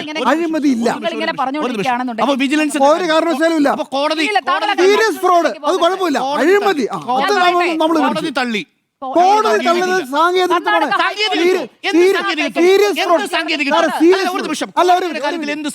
ഇതിനകത്ത് ജിമ്മി ഈ നിമിഷം വെല്ലുവിളിക്കുക. ഞാൻ നിങ്ങളെ സീരിയസ് ഫ്രോഡ് ഞാൻ അരുണിനെ വെല്ലുവിളിക്കാണ്. സീരിയസ് ഫ്രോഡ് ഇൻവെസ്റ്റിഗേഷൻ ഞാൻ നിങ്ങൾ വെറുതെ കാര്യമില്ല. സീരിയസ് ഫ്രോഡ് ഇൻവെസ്റ്റിഗേഷൻ എന്ന് പറഞ്ഞ കേസിൽ അന്വേഷണം നടക്കുകയാണ്. ആണല്ലോ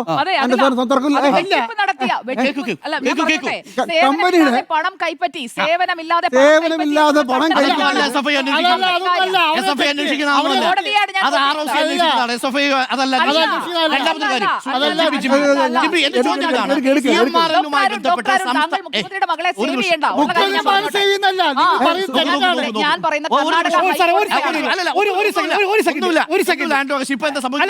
ഹൈക്കോടതി തള്ളി. ഇത് വിജിലൻസ് തള്ളി. കേരളം കേസില്ല, ഒന്നുമില്ല. കേസില്ലാത്തത് കാരണം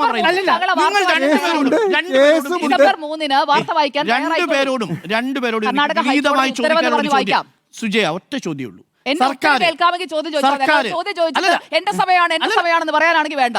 ചോദ്യം ചോദിക്കുന്നത് ഭയക്കുന്നത് ഉത്തരം പറയാൻ അതാണ്. പക്ഷെ ഉത്തരം പറയണം. ഉത്തരം പറയുമ്പോൾ നിങ്ങൾ കാര്യമില്ല. സർക്കാരിന്റെ വീഴ്ച CMRLുമായി ബന്ധപ്പെട്ട് സർക്കാർ ചെയ്തു കൊടുത്ത ഒരു വഴിവിട്ട കാര്യം പറയും. ചോദ്യം കഴിഞ്ഞു. മുഖ്യമന്ത്രിയുടെ മകൾ ആയതുകൊണ്ടാണ് ഒന്നും ചെയ്യേണ്ട മോളെ അക്കൗണ്ടിലേക്ക് പണം ഇട്ടോളാം എന്ന് പറഞ്ഞ് അങ്ങോട്ട് കൊടുത്തത്. സർക്കാർ ചെയ്തൊരു കാര്യം പറയൂ. സർക്കാരിന്റെ ഭാഗം എന്ന് പറഞ്ഞാൽ സർക്കാരിനെ നയിക്കുന്ന മുഖ്യമന്ത്രിയുടെ ഞാൻ എത്ര പ്രാവശ്യം പറഞ്ഞു വിദേശ കമ്പനിയിൽ പല മന്ത്രിമാരുടെ മക്കൾ വൈസ് പ്രസിഡന്റാണ്. ഒരു സഹായം ചെയ്തിട്ടില്ല. ഏതെങ്കിലും ഒരു കാലത്ത് തിരിച്ചുള്ള ഉപകാരം കിട്ടാനാണ്. നിങ്ങൾ ഇത് എന്താണ് ഈ പറയുന്നത്? എന്നിട്ട് പറയാൻ ടാക്സ് അടച്ചു, മകൾ ടാക്സ് അടച്ചു. മറുപടി ഉണ്ടോ സുജയ? താങ്കൾക്ക് ഞാൻ പറഞ്ഞല്ലോ സുജയ്ക്കുള്ള മറുപടിയാണ് ഞാൻ പറഞ്ഞത്. സുജയ്ക്കുള്ള മറുപടിയാണ് ഞാൻ പറഞ്ഞത്. ഒരു തെളിവ് സുജയ്ക്കുള്ള മറുപടിയാണ് ഞാൻ പറഞ്ഞത്. ഞാൻ പറഞ്ഞതാണ്. താങ്കൾ പറഞ്ഞ സുജയിലേക്ക് പോയത്. അല്ലല്ല, സർക്കാർ നടത്തിയ അഴിമതി CMRL അതാണ് ഞാൻ പറഞ്ഞത്. ഈ കാര്യത്തിൽ അരുണ ഇത് വളരെ സിമ്പിൾ ആയിട്ടുള്ള കാര്യമാണ്. ഇത് ക്യാപ്സ്യൂളാണ്. മുഖ്യമന്ത്രി തെളിവായി. അതാണ് മുഖ്യമന്ത്രിയുടെ ഭാഗത്ത് അതെ ഞാൻ പറയല്ലേ, മുഖ്യമന്ത്രിയുടെ ഭാഗത്ത് നിന്ന് ഇതുവരെ ഒരു സഹായവും KMRL ചെയ്തു കൊടുത്തിട്ടില്ല, CMRL ചെയ്തു കൊടുത്തിട്ടില്ല. ഞാൻ പറയുന്ന വാദം അതല്ല. എന്റെ വാദം ഒരു കാര്യവുമില്ല. കണ്ടുപിടിച്ചല്ലോ അവസാനം ടാക്സ് അടയ്ക്കാൻ പറഞ്ഞല്ലോ.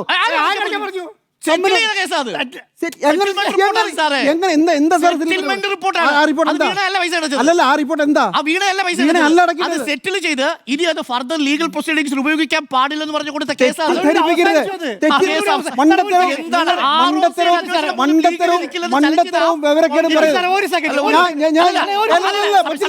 ഒരു കാരണവശാലും ഈ വാർത്ത എങ്ങനെ നിങ്ങൾ പറയുന്നത് പൂർണ്ണമായും തെറ്റാണ്. ടാക്സ് അടയ്ക്കാനാണ് പറഞ്ഞത്. നിങ്ങൾ കൊടുത്ത പൈസ ടാക്സ് അടച്ച് സെറ്റിൽ ചെയ്തതാണെന്ന്. ടാക്സ് എങ്ങനെ അടച്ചെന്ന് നിങ്ങൾ മാധ്യമങ്ങള് ഇവിടുത്തെ നേതാക്കന്മാർ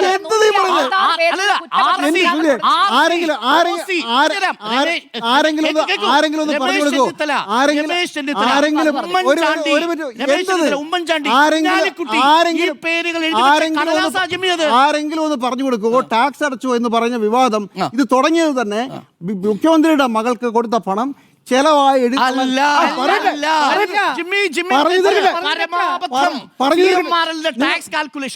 നിങ്ങളത് പറഞ്ഞു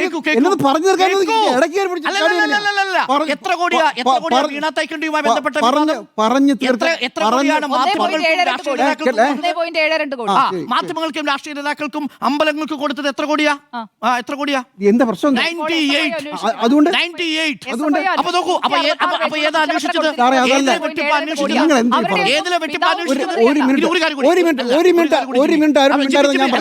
ആരോട് ഒരു മിനിറ്റ് നിങ്ങളുടെ സമയമാണെന്ന് ഒരു മിനിറ്റ് മിണ്ടായിരുന്നാ പറയാം. ഒരു മിനിറ്റ് എനിക്ക് ഒറ്റക്കാര്യം അറിഞ്ഞാൽ മതി. സർക്കാർ സർക്കാരിന് വഴിവിട്ട് ചെയ്തു കൊടുത്ത ഒരു കാര്യം പിന്നെ അത് തന്നെ പിന്നെ പൊന്നരുണെ 1.78 കോടി ചെലവായി എഴുതുള്ളത് പറ്റില്ലെന്നും അത് നിങ്ങളുടെ ലാഭത്തിന്റെ ഭാഗമാണെന്നും അതിന് ടാക്സ് അടയ്ക്കാനാണ് പറഞ്ഞത്. അത് സെറ്റിൽമെന്റ് അല്ല. നിങ്ങളുടെ എന്താ റിപ്പോർട്ടിന്റെ പേര്? റിപ്പോർട്ടിന്റെ പേര് കമ്പനിയുടെ ടാക്സ് റിപ്പോർട്ട് അല്ല. അത് അവസാനത്തേത് ഞാൻ പറഞ്ഞ എന്തൊരു മണ്ടത്തിലായി പറയുന്നത്.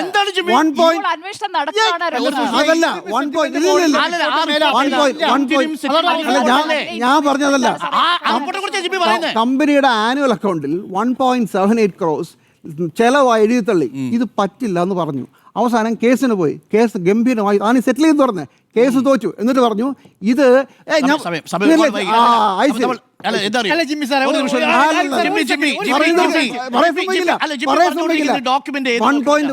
ഞാൻ പറഞ്ഞ കമ്പനിയുടെ ടാക്സ് ഡോക്യുമെന്റ് പിടിച്ച കാര്യം ഒരു വരി കൂടെ പറഞ്ഞു തീർക്കാൻ സമ്മതിക്കുമോ? ഒരു വരി കൂടെ 1.78 crores എന്ന് പറയുന്നത് നിങ്ങളുടെ ലാഭത്തിന്റെ ഭാഗമാണെന്നും ഈ കക്ഷിക്ക് കൊടുത്ത പൈസ നിങ്ങൾ വെറുതെ കൊടുത്തതാണെന്നും അത് നിങ്ങളുടെ ചെലവായി കൂട്ടാനാവില്ലെന്ന് പറഞ്ഞിട്ട് അടയ്ക്കാൻ പറഞ്ഞു.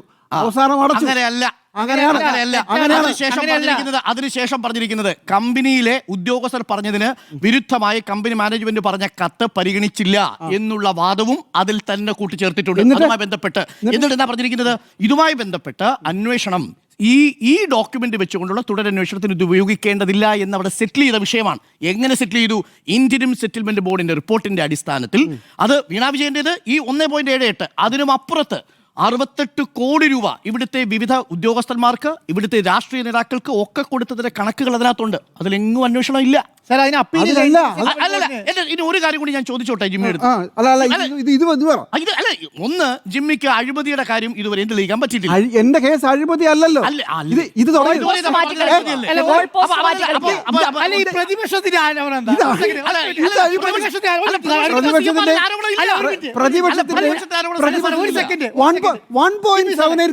നിങ്ങളുടെ ലാഭത്തിന്റെ ഭാഗമായി കൂട്ടാനാവില്ല, നിങ്ങളുടെ ചെലവല്ല എന്ന് പറഞ്ഞതാണ്. ഞാൻ പറയുന്നത് പ്രതിപക്ഷം പറഞ്ഞ എന്താണെന്നറിയോ? മുഖ്യമന്ത്രിയുടെ മകൾക്ക് അഴിമതി അനധികൃതമായി എന്തൊക്കെയോ CMRL ചെയ്യാൻ വേണ്ടിയിട്ട് പൈസ വീണ വിജയന്റെ അക്കൗണ്ടിൽ പൈസ മേടിച്ചു. അതുകൊണ്ട് ഇത് വിജിലൻസ് അന്വേഷിക്കണമെന്ന് പറഞ്ഞ് പ്രതിപക്ഷ MLA മാറ്റി കൊടുത്താണ് കോടതി പോവാണ്. അവിടെ വിജിലൻസ് കോടതി പോയി തള്ളി. അപ്പൊ എന്താ പറഞ്ഞത്? ഹൈക്കോടതി പോകാനുള്ള ഉത്തരവ് കിട്ടിയെന്ന് പറഞ്ഞു. ഹൈക്കോടതി പോയി തള്ളി. അപ്പൊ പറഞ്ഞു സുപ്രീം കോടതി പോകാനുള്ള ഉത്തരവ് കിട്ടിയെന്ന് പറഞ്ഞു. സുപ്രീം കോടതി പോയി തള്ളി. ഇനി പോകാൻ കോടതിയില്ല സാർ. കാരണം അറിയോ? അത് അന്വേഷിക്കാൻ ഏക വിഭാഗത്തിനെ പറ്റുള്ളൂ. അത് പറ്റുന്ന വിജിലൻസ് മാത്രമാണ്. അത് മുഴുവൻ തള്ളി. എന്നിട്ട് വിജിലൻസ് അന്വേഷിക്കേണ്ട കേസ്, അഴിമതി, സർക്കാരിനെതിരെയുള്ള അഴിമതി ആരോപണം അന്വേഷിക്കണമെന്ന് പറഞ്ഞിട്ട് UDF ആണ് കോൺഗ്രസിനെ കോടതിയെ സമീപിച്ചത്. അത് വിജിലൻസ് ആണ് അന്വേഷിക്കേണ്ടതെന്ന് പറഞ്ഞു. മാത്യു കൊഴനാട് പറഞ്ഞു. എന്നിട്ട് കോടതി പോയിട്ട് അത് തള്ളി കഴിഞ്ഞ് കഴിഞ്ഞപ്പോൾ പറയാണ് SFI ആണ് അന്വേഷണം. SFIന്റെ അന്വേഷണം എന്താ? കമ്പനികാര കുറ്റകൃത്യങ്ങൾ മാത്രം സീരിയസ് ഫ്രോഡ് പറഞ്ഞിട്ട് കാര്യമില്ല. സീരിയസ് ഫ്രോഡ് ആ അന്വേഷണ ഏജൻസിന്റെ പേരാണ് സീരിയസ് ഫ്രോഡ് ഇൻവെസ്റ്റിഗേഷൻ. അതിന് അന്വേഷണം പറയാം. അങ്ങനെയല്ല, കമ്പനിയുള്ളിൽ നിങ്ങൾക്ക് ഒരു മിനിറ്റ് സാറേ, കമ്പനിയിൽ 2 ഡയറക്ടർമാർ തമ്മിൽ പ്രശ്നമുണ്ട്, അല്ലെങ്കിൽ 2 കമ്പനികൾ തമ്മിൽ പ്രശ്നമുണ്ട്, ആ കാര്യങ്ങൾ അന്വേഷിക്കുന്നതാണ് CSFIO. അതിനകത്ത് വീണ തൈക്കണ്ടിന്റെ കമ്പനി ഉണ്ടാവും, അത് ചിലപ്പോൾ SFI ഈ പറയുന്ന CMRL ഉണ്ടാവും. അതിൽ തമ്മിലുള്ള പ്രശ്നങ്ങൾ കാണിക്കും. അല്ലാതെ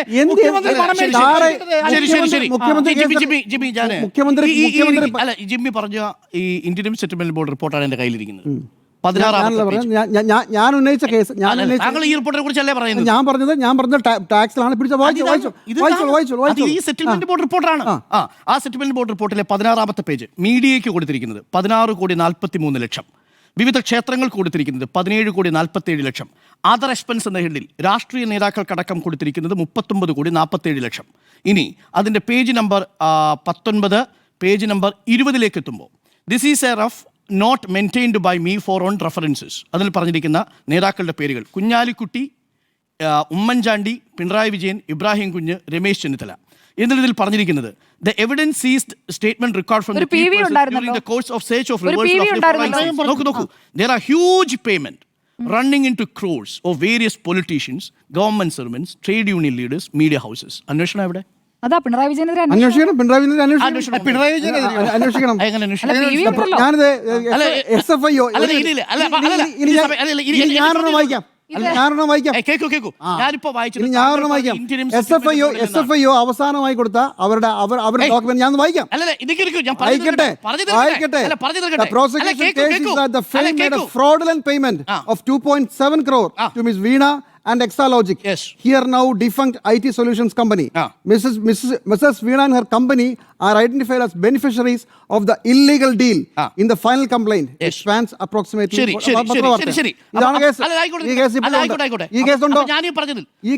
ഈ കേസിൽ സർക്കാരിന്റെ പങ്കെന്താ? അത് ശരി,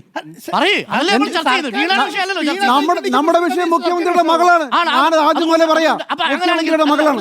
അങ്ങനെയാണെങ്കിൽ നേരിട്ട് ഈ പേരുള്ള ഉമ്മൻചാണ്ടിയും കുഞ്ഞാലിക്കുട്ടി എന്ത് ചെയ്യണം? നേരിട്ടുള്ള പേരോ അന്വേഷിക്കണം. അതും അന്വേഷിക്കണം. ഞാൻ ഇതിനകത്തുള്ള എന്റെ പ്രശ്നം, ഒരു മിനിറ്റ് ഞാൻ പറയാലോ. ഈ പറയുന്ന മുഖ്യമന്ത്രി പിണറായി വിജയൻ അടക്കം ഒരാൾ പൈസ വാങ്ങിച്ചാൽ സമ്മതിച്ചിട്ടില്ല. ഇതിനകത്ത് പൈസ വാങ്ങിച്ചതായി സമ്മതിക്കുന്നുണ്ട്, ടാക്സ് അടച്ചതായി പറയുന്നുണ്ട്. ടാക്സ് GST അടച്ചു, ടാക്സ് അടച്ചു. ഇതിന്റെ ഡോക്യുമെന്റ്സ് കോടതി കൊടുത്തു. മാത്യു കൊള്ളാടൻ കൊടുത്ത കേസ് അങ്ങനെയാണെങ്കിൽ നമ്മുടെ പോറ്റി പൈസ അതിന് കോൺട്രാക്ട് വെച്ച് നിയമപരമായി നടത്തിയിട്ടുണ്ട്.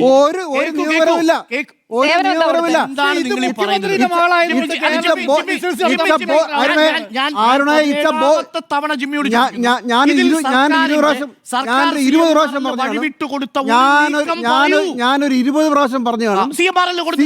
കേട്ടില്ല? ഞാൻ 20 പ്രാവശ്യം പറഞ്ഞു. ഞാൻ പറഞ്ഞില്ലേ, സംസ്ഥാന സർക്കാരിന്റെ വേണ്ടപ്പെട്ട ആളുകളുടെ മക്കളെ പല പദവികളും ഏതെങ്കിലും ഒരു പിണറായി വിജയൻ ഉൾപ്പെടെ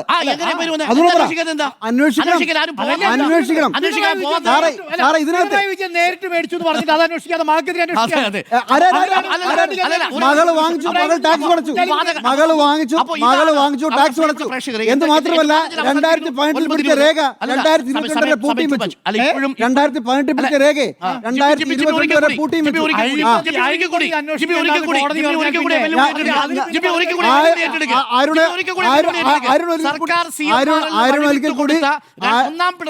നിങ്ങൾ പറഞ്ഞു ആദ്യം കേസ് ഇല്ലെന്ന് പറഞ്ഞു.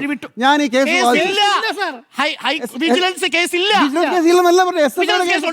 SFIയുടെ കേസുണ്ടോ?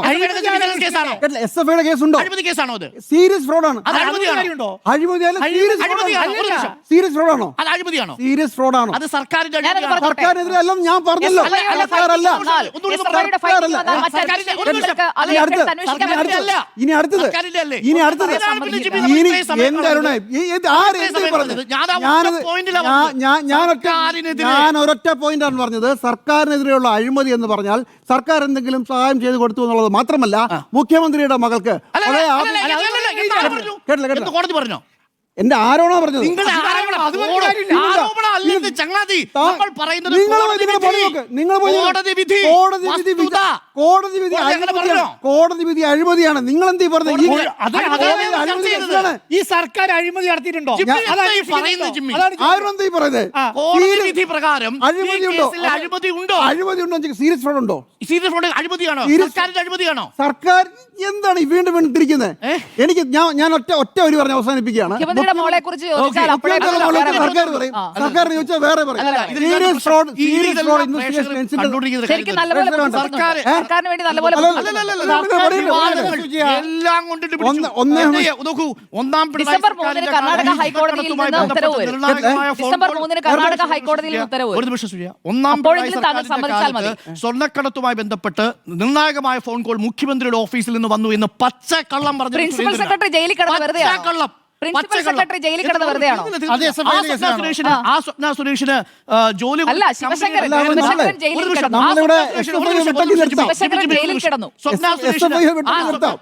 SFIO കേസ് ഇപ്പോഴും ഉണ്ട്. ആ കേസ് SFIO കേസ് സർക്കാരിന്റെ കേസല്ല. SFIO കേസ് സർക്കാരിന്റെ കേസാണ് ഞാൻ പറഞ്ഞത്. സർക്കാരിനെ കുറിച്ചല്ലേ? സർക്കാർ തന്നെയാണ് മുഖ്യമന്ത്രിയുടെ മകൾക്കെതിരെ അഴിമതിയാണോ സാറേ? SFIO കേസ് തെളിഞ്ഞാൽ അടുത്ത ഘട്ടം അതാണ്. ഈ കേസ് ഞാൻ ഒന്നുകൂടെ വായിക്കാം. എന്തൊക്കെയാണ് പറഞ്ഞത്? ഇപ്പോഴാണ് എന്റെ പൊന്നാണ് ഇങ്ങനെ ആളുകളെ തെറ്റിദ്ധരിപ്പിക്കുന്നത്. അങ്ങനല്ല. വെറുതെ എനിക്ക് പിന്നെ ഇത്രേ ഉള്ളൂ. സർക്കാരുമായി ബന്ധപ്പെട്ട ഒരു അഴിമതി കേസ് ഈ CMRL വിഷയത്തിൽ കോടതിയിൽ നിലവിലുണ്ടോ? എനിക്ക് പറയാലോ. അതേ പറയാം. അഴിമതി കേസ് ഒറ്റ സെൻസ് പറയണോ? അതോ രണ്ട് സെൻസ് സമ്മതിക്കില്ല? ഞാൻ പറയും. എനിക്ക് പറയാലോ. മുഖ്യമന്ത്രിയുടെ മകൾക്കെതിരെ ഒരു ഗുരുതരമായ ആരോപണം ഉയരുകയും കേരളത്തിൽ പ്രവർത്തിക്കുന്ന ഒരു കമ്പനി, ആ കമ്പനി ഒരു സേവനവും തിരിച്ചു വാങ്ങിക്കാതെ മുഖ്യമന്ത്രിയുടെ മകൾക്ക് കുറെ പൈസ കൊടുത്തെന്നും അത് ഇല്ലീഗലാണെന്നും ആ പൈസ തിരിച്ചു പിടിക്കണമെന്നും അല്ലെങ്കിൽ ടാക്സ് അടയ്ക്കണമെന്നും പറഞ്ഞ SFIക്ക് ഒരു കേസുണ്ടെങ്കിൽ അത് അഴിമതി ആരോപണം തന്നെയാണ്. അഴിമതി ആരോപണമാണ്. ഇതേ കാര്യമാണ് മാത്യു കുളനാടൻ പറഞ്ഞത്. കോടതി എന്താ പറഞ്ഞത്? കേട്ടില്ല.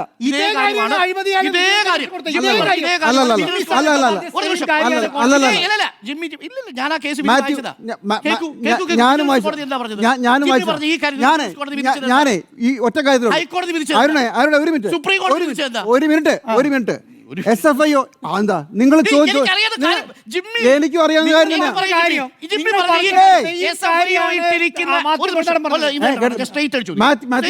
മാത്യു കുളനാടൻ വിജിലൻസ് കോടതിയിൽ ഹർജി സമർപ്പിച്ചത് ഏത് റെക്കോർഡ് വെച്ചിട്ടാ?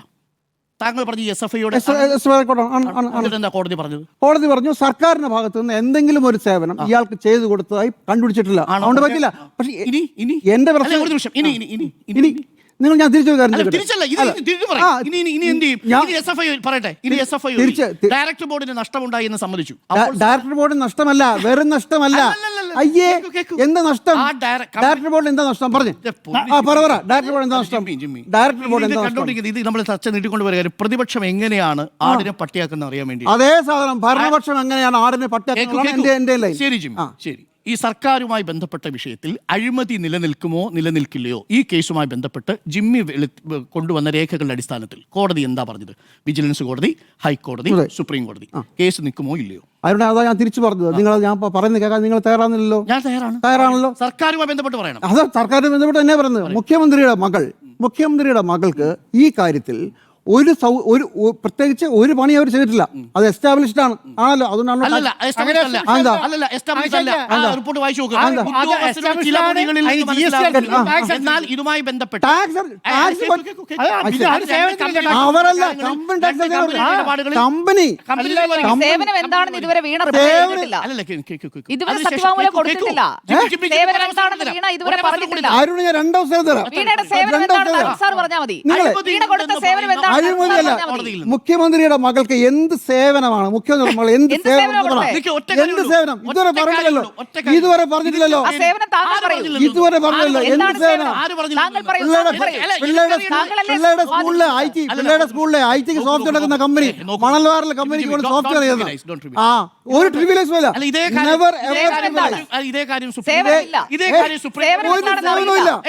ഒരു സേവനവും ഇല്ല.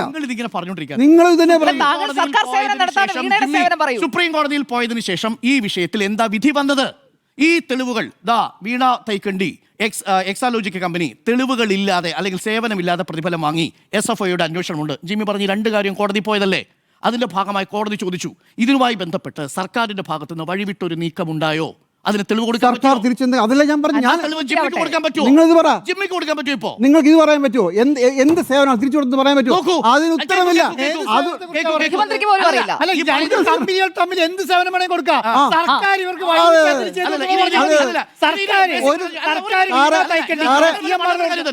ഇപ്പൊ പറഞ്ഞുകൊണ്ടിരിക്കുന്നത് AMC കുറിച്ചാണ്. അപ്പൊ ഈ കമ്പനി AMC മാത്രമല്ല രണ്ടെണ്ണം ഉണ്ട്. കമ്പനിക്ക് ഉണ്ട്, മകൾക്ക് ഉണ്ട്. 9:27 ഇതൊക്കെ നമ്മൾ വിശദമായി ഞാനും ചർച്ച ചെയ്താ. അല്ലല്ല, നമ്മൾ മീറ്റ് ദ എഡിറ്റേഴ്സിൽ വിശദമായി ചർച്ച ചെയ്ത വിഷയമാണ്. അപ്പോൾ കോടതിയിൽ പോയി തോറ്റു തുന്നം പാടിയ ഒരു കേസ് സർക്കാരിന്റെ ഭാഗത്ത് ഞാൻ ആവർത്തി ചോദിക്കുന്നു. ഇപ്പോഴും SFIO അന്വേഷണത്തിനുള്ള കേസ് റണ്ണിംഗ് ആണ്. 166 പേജിന്റെ കുറ്റപത്രം സമർപ്പിച്ചിട്ടുണ്ട്. അതിൽ വിധി വരട്ടെ. അതിൽ വിധി വരട്ടെ. അപ്പീൽ പോയത് വീണയാണ്. അപ്പീൽ പോയത് വീണയാണ്. കർണാടക ഹൈക്കോടതിയിൽ നമ്മൾ ഏറെ സമയം അപഹരിച്ചു. ഒരിക്കൽ കൂടി ഞാൻ നിങ്ങൾ രണ്ടുപേരെടുത്തും ചോദിക്കുന്നു, ഈ കേസുമായി ബന്ധപ്പെട്ട് CMRL വിഷയവുമായി ബന്ധപ്പെട്ട് ഇനി ഒരു വിജിലൻസ് അന്വേഷണമോ അഴിമതിയുമായി ബന്ധപ്പെട്ട ഒരു അന്വേഷണമോ സാധ്യമാണോ? SFIOയുടെ അന്വേഷണത്തിന്മേൽ കോടതി കഴിഞ്ഞാൽ സാധ്യമാണ്. അഴിമതി അന്വേഷിക്കാൻ SFIO സീരിയസ് ഫ്രോഡ് കണ്ടെത്തി കഴിഞ്ഞാൽ ഫർദർ മറ്റ് ഏജൻസികൾക്ക് ഏറ്റെടുക്കാൻ സാധിക്കും. ഏറ്റെടുക്കാൻ സാധിക്കും. കേന്ദ്ര കമ്പനികാര്യ മന്ത്രാലയം ആണ് ഈ സീരിയസ് ഫ്രോഡ് ഇൻവെസ്റ്റിഗേഷൻ. ഗംഭീരമായ മണ്ഡലത്തിലാണ് ഇപ്പൊ സുജയ പറഞ്ഞത്. പറഞ്ഞുതരാം. നിലവിൽ സുപ്രീം കോടതി ഞാൻ പറയട്ടെ, പഠിപ്പിക്കല്ല. CMRL വിഷയത്തിൽ മാത്യു കുഴൽനാടൻ കൊടുത്ത മാത്യു കുഴൽനാടനെ വിടൂ. ഞാൻ മാത്യു കുഴൽനാടനെ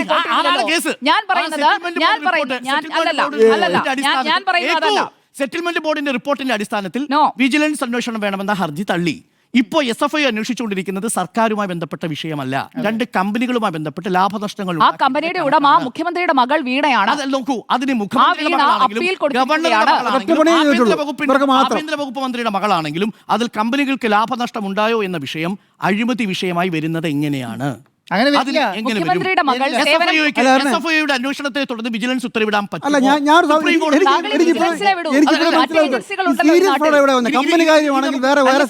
കമ്പനിയുടെ പേരാണ്. കമ്പനിയുടെ പേരോ?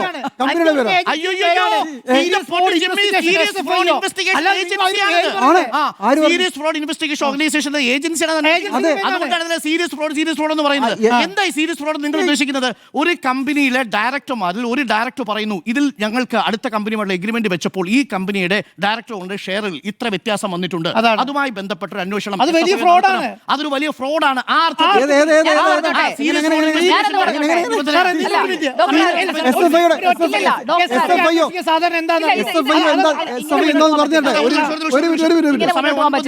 ഇങ്ങനെ മുന്നോട്ട് പോകാൻ പറ്റില്ല.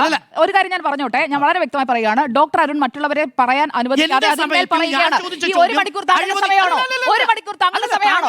അല്ല, താങ്കളുടേത് 10 മിനിറ്റ് ആണ്. എല്ലാവർക്കും ഒരേ സമയമാണ്. ഞാൻ പറഞ്ഞപ്പോൾ താങ്കൾ ഇടപെട്ടില്ലേ?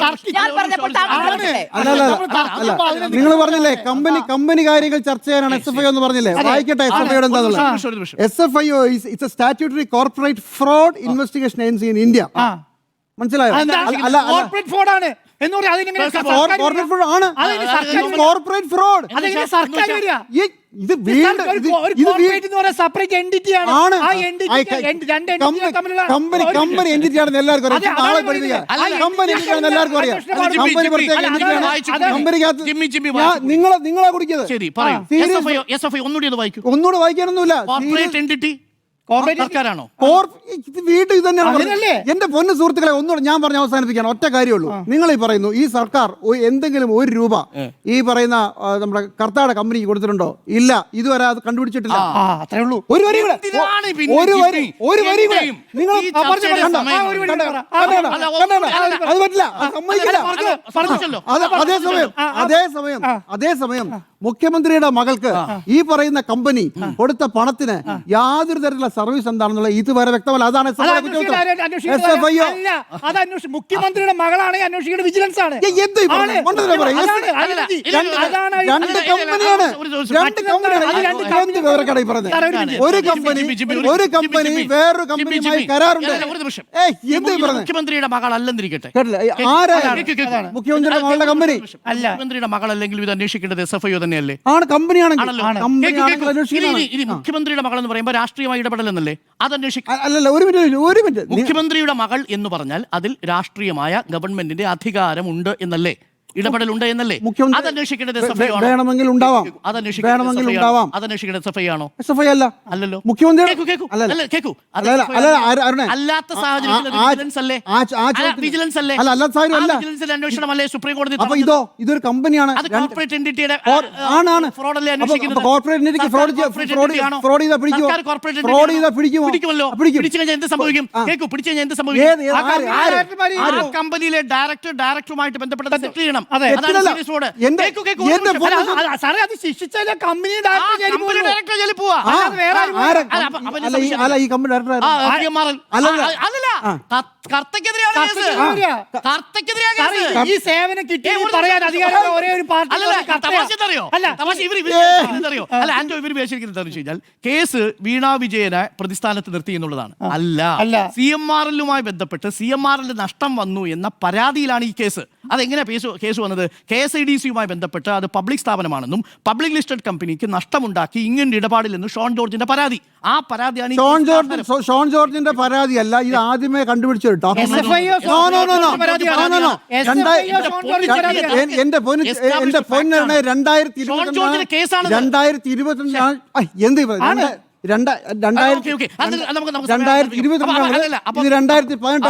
എന്ന് മാത്രമല്ല, 2 കമ്പനികൾ തമ്മിലുള്ള ഇടപാടിൽ വളരെ വലിയൊരു ഫ്രോഡ് നടന്നിരിക്കുന്നു. ആ ഫ്രോഡാണ് അന്വേഷിക്കുന്നത്. ഞാനിപ്പോഴും പറയുന്നു, അതിനകത്ത് മുഖ്യമന്ത്രിയുടെ മകൾക്ക് ഒരു സേവനവും ഇല്ലാതെയാണ് ഇത് കൊടുത്തതെന്ന് തെളിഞ്ഞാൽ ഇതിനകത്ത് ബാക്കിയുണ്ടാവും. അതെങ്ങനെയാ? അത് ചുമ്മാ കൊടുത്തതിന് സുപ്രീം കോടതി തള്ളി ഈ കേസിൽ അന്വേഷണം എങ്ങനെ വരും? പുതിയ എവിഡൻസ് ഉണ്ടെങ്കിൽ വന്നാൽ ഏത് എവിഡൻസ് ആയാലും എങ്ങനെ വരും? ഞാൻ തിരിച്ച് നിങ്ങളോട് വേറെ തിരിച്ചു ചോദിക്കുകയാണ്. ഇപ്പൊ ഈ SFIയുടെ ഇൻവെസ്റ്റിഗേഷനിൽ ഒരു സേവനവും ഇല്ലാതെയാണ് ഈ പൈസ കൊടുത്തത് എന്ന് തെളിഞ്ഞൊന്ന് വിചാരിക്കുക.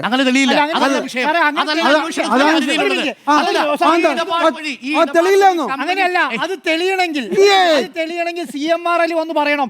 ഈ പറയുന്ന വീണ തൈക്കണ്ടി ഞങ്ങൾക്ക് സേവനം തരാതെയാണ് പൈസ വാങ്ങിയത്. CMRL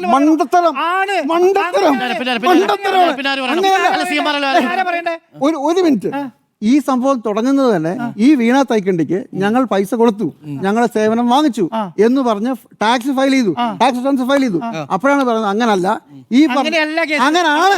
തെറ്റാണ്. കാരണം എന്താ അറിയോ? 8 കോടി രൂപ എല്ലാ സംവിധാനങ്ങളും കൂടെ ഉമ്മൻചാണ്ടി, രമേശ് ചെന്നിത്തല, കുഞ്ഞാലിക്കുട്ടി, അത് വേറെ എല്ലാരും കൂടെ വാങ്ങി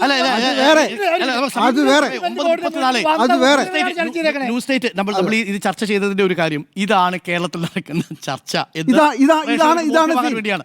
സർക്കാരുമായി ബന്ധപ്പെട്ട ഒരു വിജിലൻസ് അന്വേഷണവും ഈ കേസിൽ നിലനിൽക്കില്ലെന്ന് സുപ്രീം കോടതി വിധിച്ചതിനു ശേഷവും ഇതാണ് പ്രതിപക്ഷം മുന്നോട്ട് കൊണ്ടുപോകാൻ പോകുന്നതെങ്കിൽ അവർക്ക് നന്ദി, നമോവാകം. അല്ല അങ്ങനെ പറഞ്ഞ ചർച്ച അങ്ങനല്ല നിങ്ങൾ യു ആർ ദ മോഡറേറ്റർ. ജനങ്ങൾക്ക് യു ആർ ദ മോഡറേറ്റർ ജനങ്ങൾക്ക് മനസ്സിലായി. ആണല്ലോ. എന്താ പിന്നെ സർക്കാർ കൊടുത്തതിന് ഒരു തെളിവുമില്ല. സർക്കാർ കൊടുത്തതല്ല നമ്മുടെ കേസ്. മുഖ്യമന്ത്രിയുടെ മകൾക്ക് ഒരു കാര്യവുമില്ലാതെ ഒരു കമ്പനി. എനിക്ക് മനസ്സിലാകുന്നത് നിങ്ങൾ എന്താ പറഞ്ഞത്? അപ്പോൾ വിവാദങ്ങൾ തുണയ്ക്കുമോ എന്നുള്ളതായിരുന്നു ചോദ്യം. 3 പേരുടെ അഭിപ്രായം വിവാദങ്ങൾ അത് സർക്കാരിനെ തുണയ്ക്കും എന്നുള്ളതാണ്. അല്ല, എന്റെ അഭിപ്രായം അങ്ങനെയല്ല കേട്ടോ. എന്റെ അഭിപ്രായം എങ്ങനെ എന്താ അറിയോ, ഈ വിവാദങ്ങൾ സർക്കാരിനെ തുണയ്ക്കുമെന്നാണ്. വിവാദങ്ങൾ സർക്കാർ ഗുണകരമാവും. താങ്കളുടെ അഭിപ്രായം?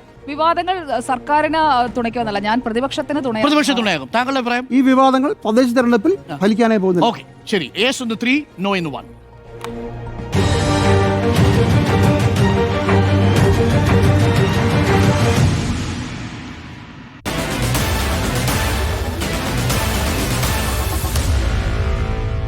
Meet the editors.